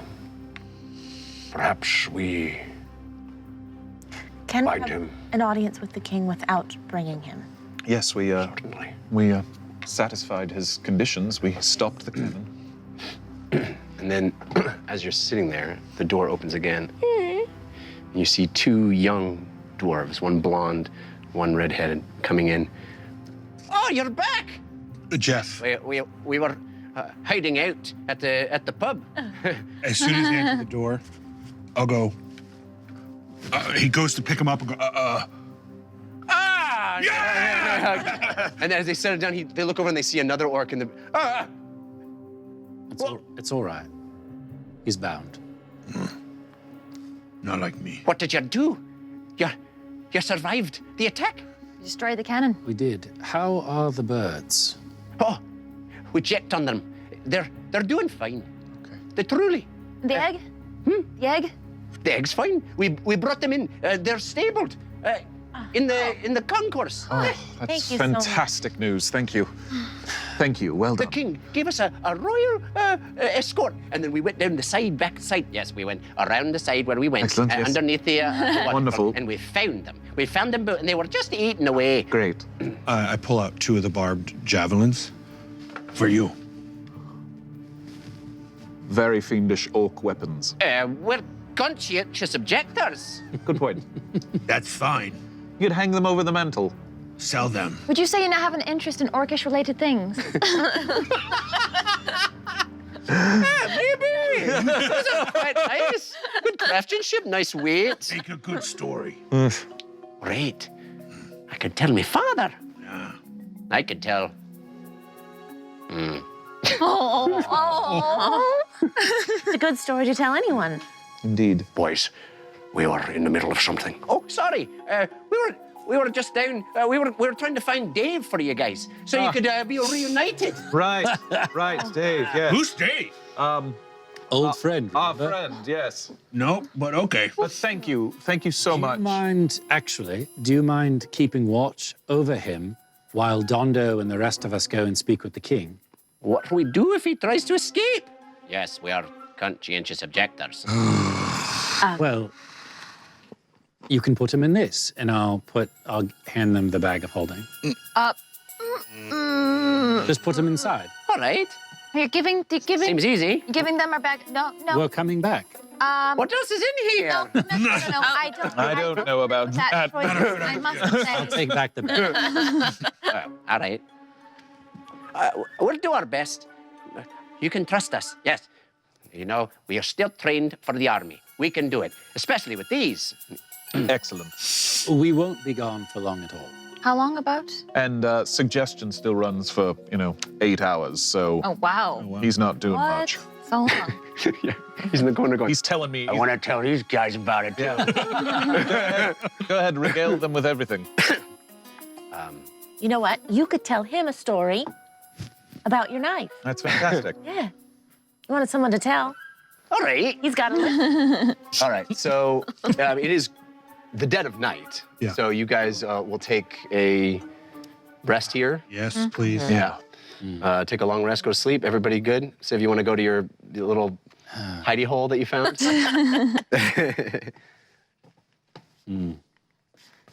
What's happening inside of the Dwarven city? Because we essentially marched through it back to where Dondo's is at. Are they still? Yeah, I mean it's more of the same. There's not an awareness that you guys have done anything because night falls and the cannon usually goes quiet at that time anyway. So they're still in mad preparation for war. So it is pretty much as you left it. There's still, a flurry of activity. The taverns are relatively empty. The streets are not super busy either. It's just people interior working, moving things from place to place, especially in the concourse and the sort of the area that you've been in so far, because you're not deeper into any of the veins. I don't see Civ sleeping well. Yeah. So I am going to go procure some booze. Okay. Whether that's at a tavern or a store. Or... There is a place called the Gristlegrog Tavern that is in this area of Daltothum. and they probably wouldn't make too much of a fuss about a tabaxi walking in there, especially in this area, which is the concourse. People know everybody at this point in Daltothum, but there's sort of a laissez-faire attitude in this part of the city in particular because it's poor and they need the money. So they're not going to make too much of a fuss. You're not an orc.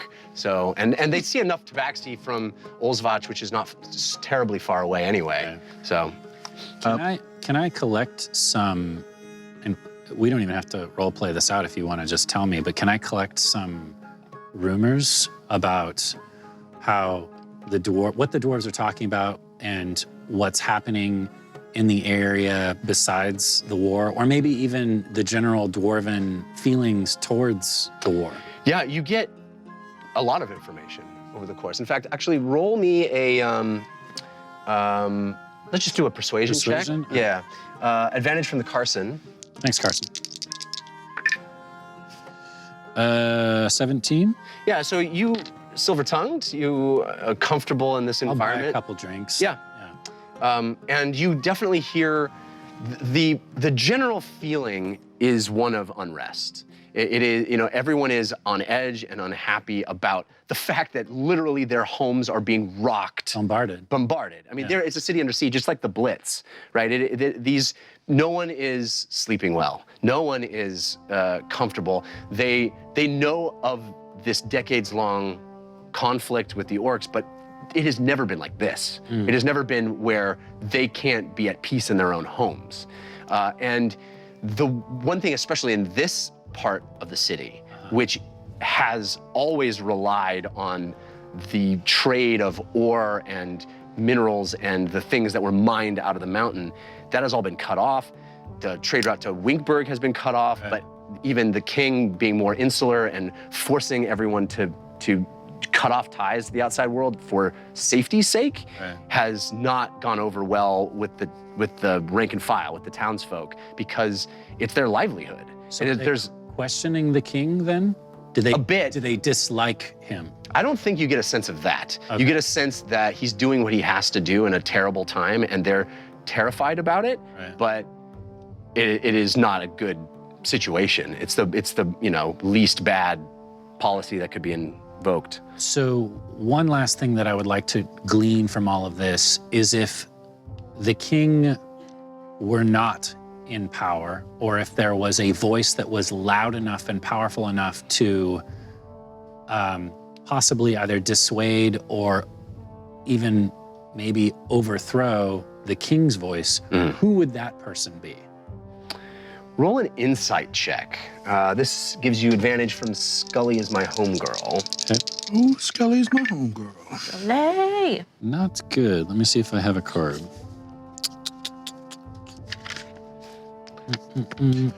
Jeff. Oh, I do. Go ahead.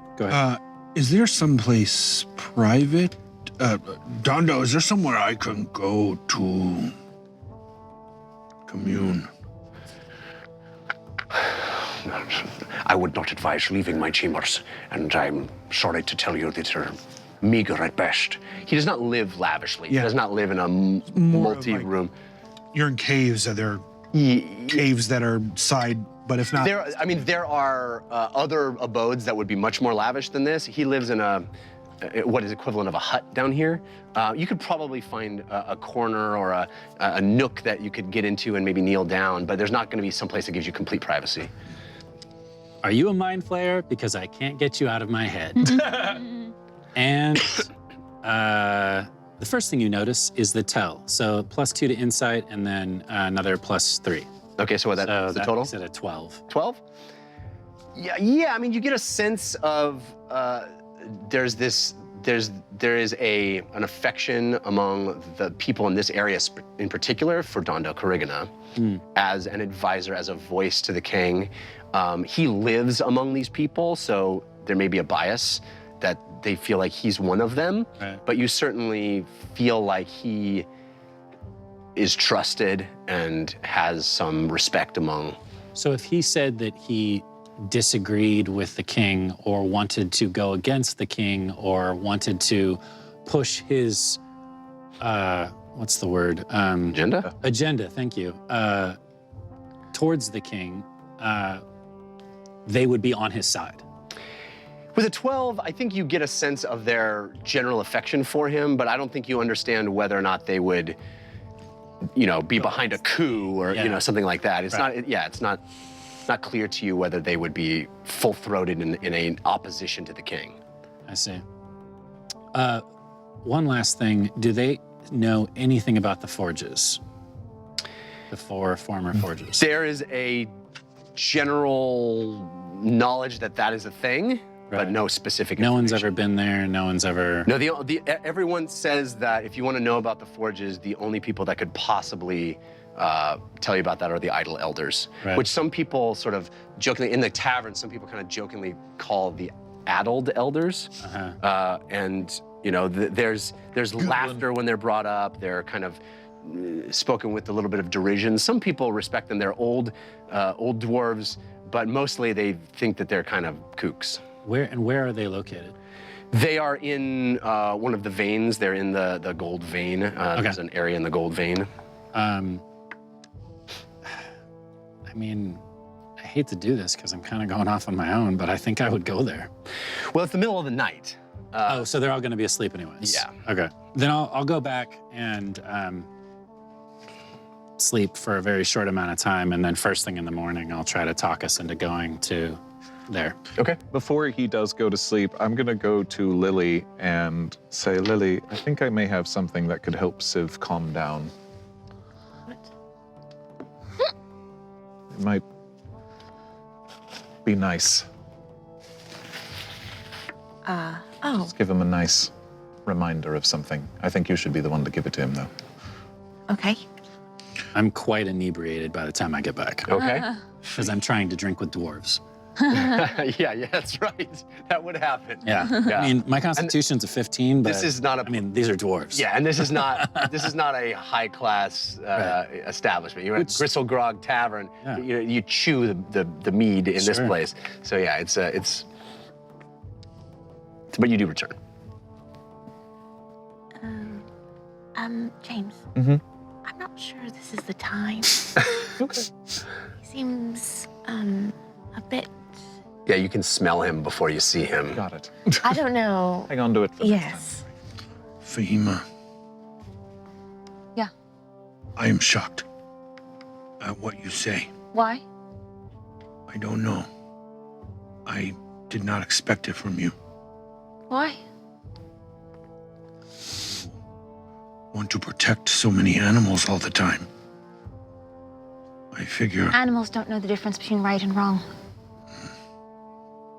Monsters, yes, same thing, really. yes. Some of them, it's questionable. I'm trying to figure that out myself. I don't really have a tolerance for demons, but That's good. I really don't think there's anything to be done about demons.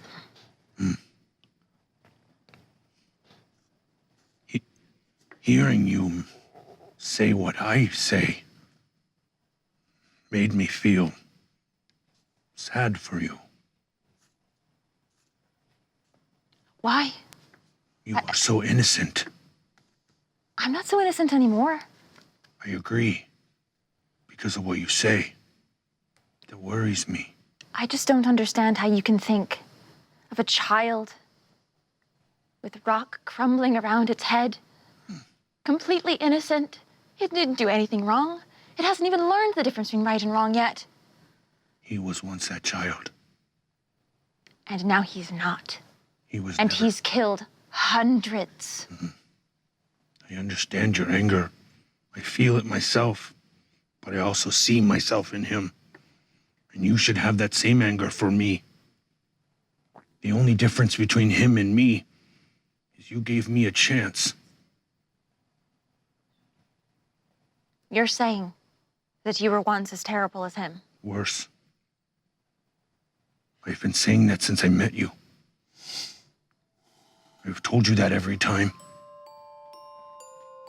I am not proud of it. I have many things to answer for. But I was also never given a chance. Until you. Do you understand why I am now afraid for you and sad? Yes. I am not saying that you are wrong. where's the line? I don't know. I'm searching that myself. I thought I knew. Still, my brain tells me I know. Takes everything I feel and know to say that it is wrong. Lily taught me that. You taught me that. Though I didn't know you were listening. If everyone gets forgiven over and over and over again and keeps committing terrible things, No one ever learns. Part of me understands why where Civ comes from happens. But another part of me has realized that part of the reason I was never given a chance is because I did not give myself one. Uggo, I might regret saying this, but I think you got lucky I think finding us as friends. I did. Because feel I that. still think that the top person is poisoning the water. And they deserve to go. Because think of whoever influenced you. If they were gone, how different your life might be. I might still be where I was. That is the hardest part, is that sometimes the horrible things that happen to you, when you get older and realize what they happen, that sometimes you are glad. And that is the hardest part. We just killed how many orcs? How many ogres? You didn't kill So- any of them. They deserved to die, but he doesn't. That doesn't make any sense to me. It's not that he does not deserve to die. I very much believe he deserved to die. So we were allowed to pass judgment on those, but not him. I also deserve to die. Do you pass judgment on me? I don't know the answer. I'm not saying that we should even find it. I am just saying, seeing and knowing that you are new to this. War is glorious. It is also the worst thing that I have ever experienced, all at the same time. It is exhilarating. It is, it fills me with energy. But it also takes away your soul. So it is good that you feel anger and rage. That you and I have in common. But know my experience, in that I have only ever suffered thinking the way I have thought. And it is not over. It will take much more time for me to do so. Well, I can have my opinions, but as I said, it's not to us to pass the judgment. However, I think slitting the throats of people on the battlefield, lighting them up on fire, is passing judgment on them. So again, I don't know where the line is. And you ask these questions about yourself, and you're right. I guess we can't know. All I know is what's happening in the present moment, and I don't know your past. You are very smart, and I am lucky to have you as part of my family. Fahima, Uggo. I know there's. Almost done. Sorry, is it burning up again in here? It's just, it's late. I think we all need to get some rest. All right? Best we can. Civ, perhaps a cup of water? 2. Sure. Why not? All right, so we're all going to sleep. Yeah. Okay. Civ, are you sleeping here? Yeah, I think if I'm that drunk, I would probably just pass out. You'll And take even a if he's late. trying to leave, Yeah. we all just kind of staring back Yeah, yeah. inside. I'd probably Yeah. try to wander back into the back of Dondo's little one-bedroom apartment, and I'm just like looking around, and then I'll eventually get bored and curl up on the ground. Maybe you should sleep over by where the toilet is. Why? Isn't that like a thing? Wake up and might pee in a corner somewhere? No. I see people doing alleyways all the time when Well, they're drunk. I can hold my liquor. Very good at it. Would you like some? No, remember the whole thing I said about it's time to go to bed? Right. Sorry, it's just that we have a big day tomorrow and I feel like Yes. it might be a mistake to skip much. I have some ideas about that, but I can share them in the morning. Okay. All right. Yes. So everybody goes to sleep. Man, I really okay. What do you want to do? Tell me what you want to do. I cast Mage Armor before I go to sleep. Last thing Last thing. before going to sleep Yeah. is James is feeling pissed off and casts Sending to Urtenfurt. Strike 2. If he's even alive, but sure. All right. You are familiar with him. Nice cannon you made. We've got your armored orc. Just wanted you to know I'm coming for you. That's it. Right. So, again, that message comes out into the ether and up and out and over. Improvise rhyme, Jeff. I'm working on it. So sorry. No, you're not. Yeah. Come for me. You know not how. I am ready to see you now. Think you can find us? We are waiting. In my mind is merely baiting. I dare you to try to find Urtenfurt. And when you do, a world of hurt. Wow. Dungeon. Wow. And that's where we're going to stop tonight. Yes. Jeff could Yes. Jeff cannot. El cannot. I haven't heard that You voice saw, in a you know, while. you're on, people on caffeine are watching those other rappers. Right? Right. This is the real. This is the ultimate. real. Wow. So, Wow, wow, wow, wow. Wow. night falls in Dondo Krigana's abode. Tomorrow, I think we're going to see the king.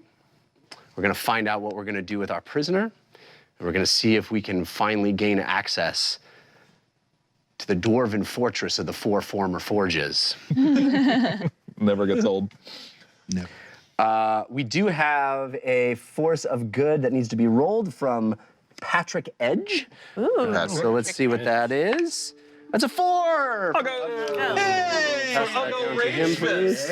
Uggo Rage Fist. He's got a last Finally name. revealed. Yeah.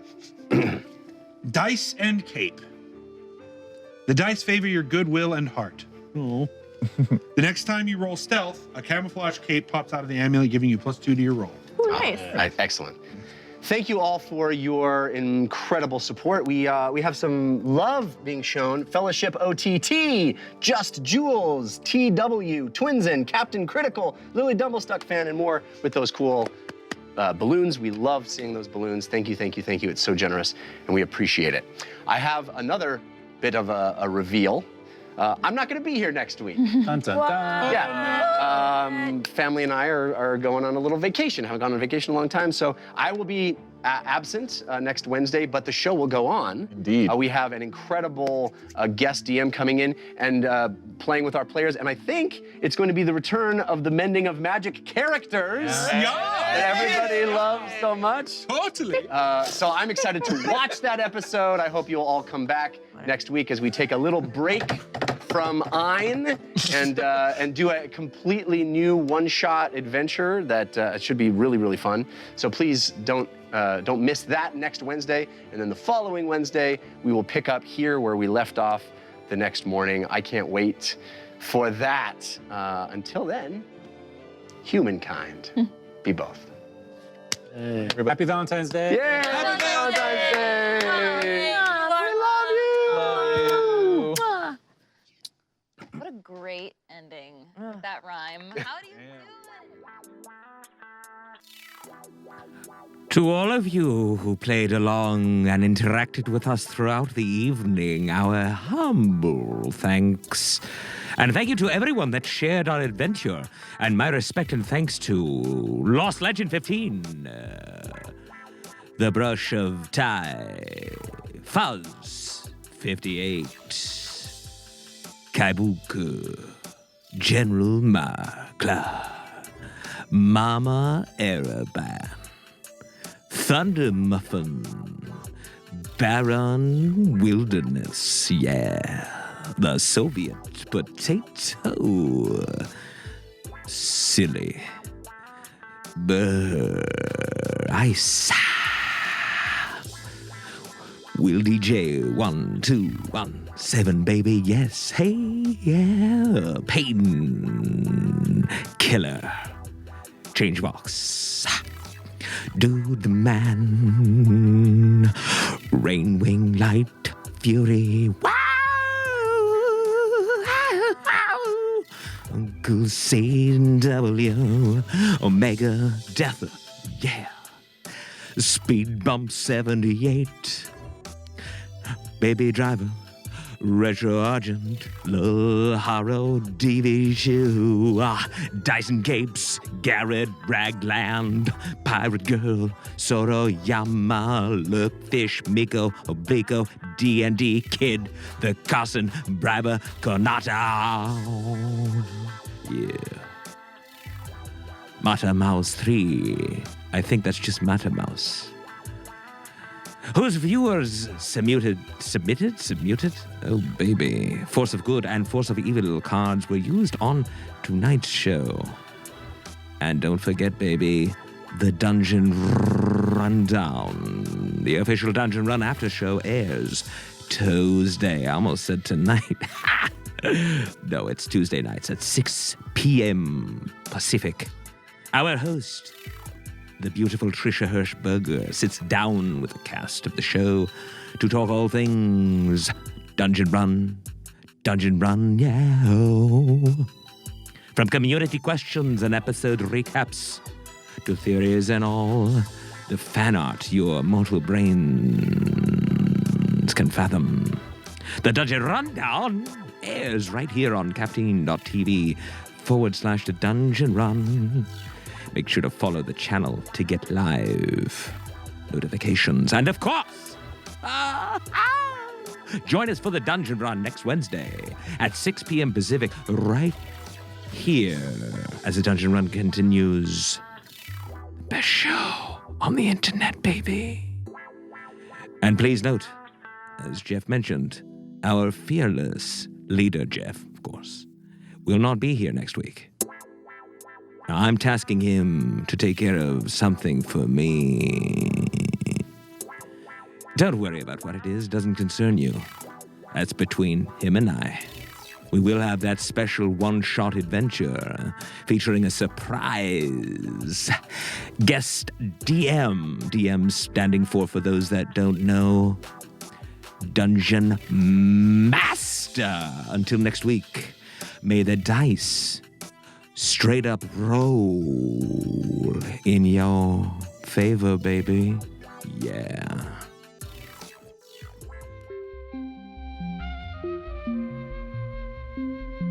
It started.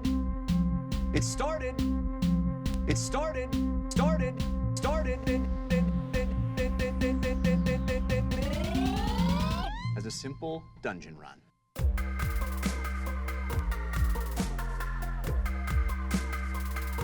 As a simple dungeon run.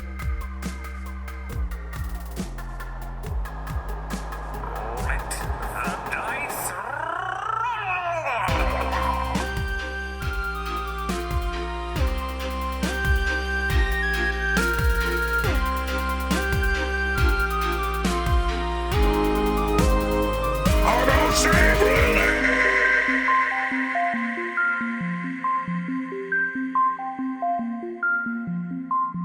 In a world where magic exists, anything is possible. Ah, life is pain.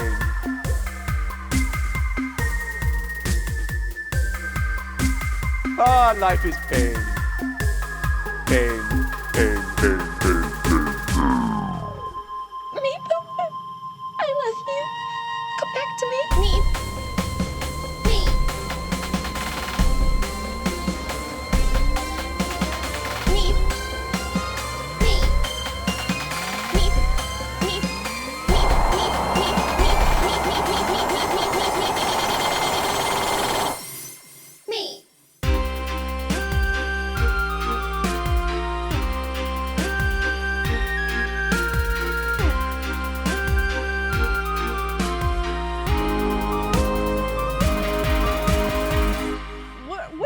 We're falling through space. No plan.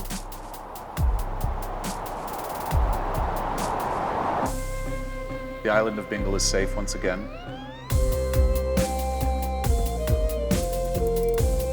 You may return to your homes. And if there are any that are willing, help them rebuild.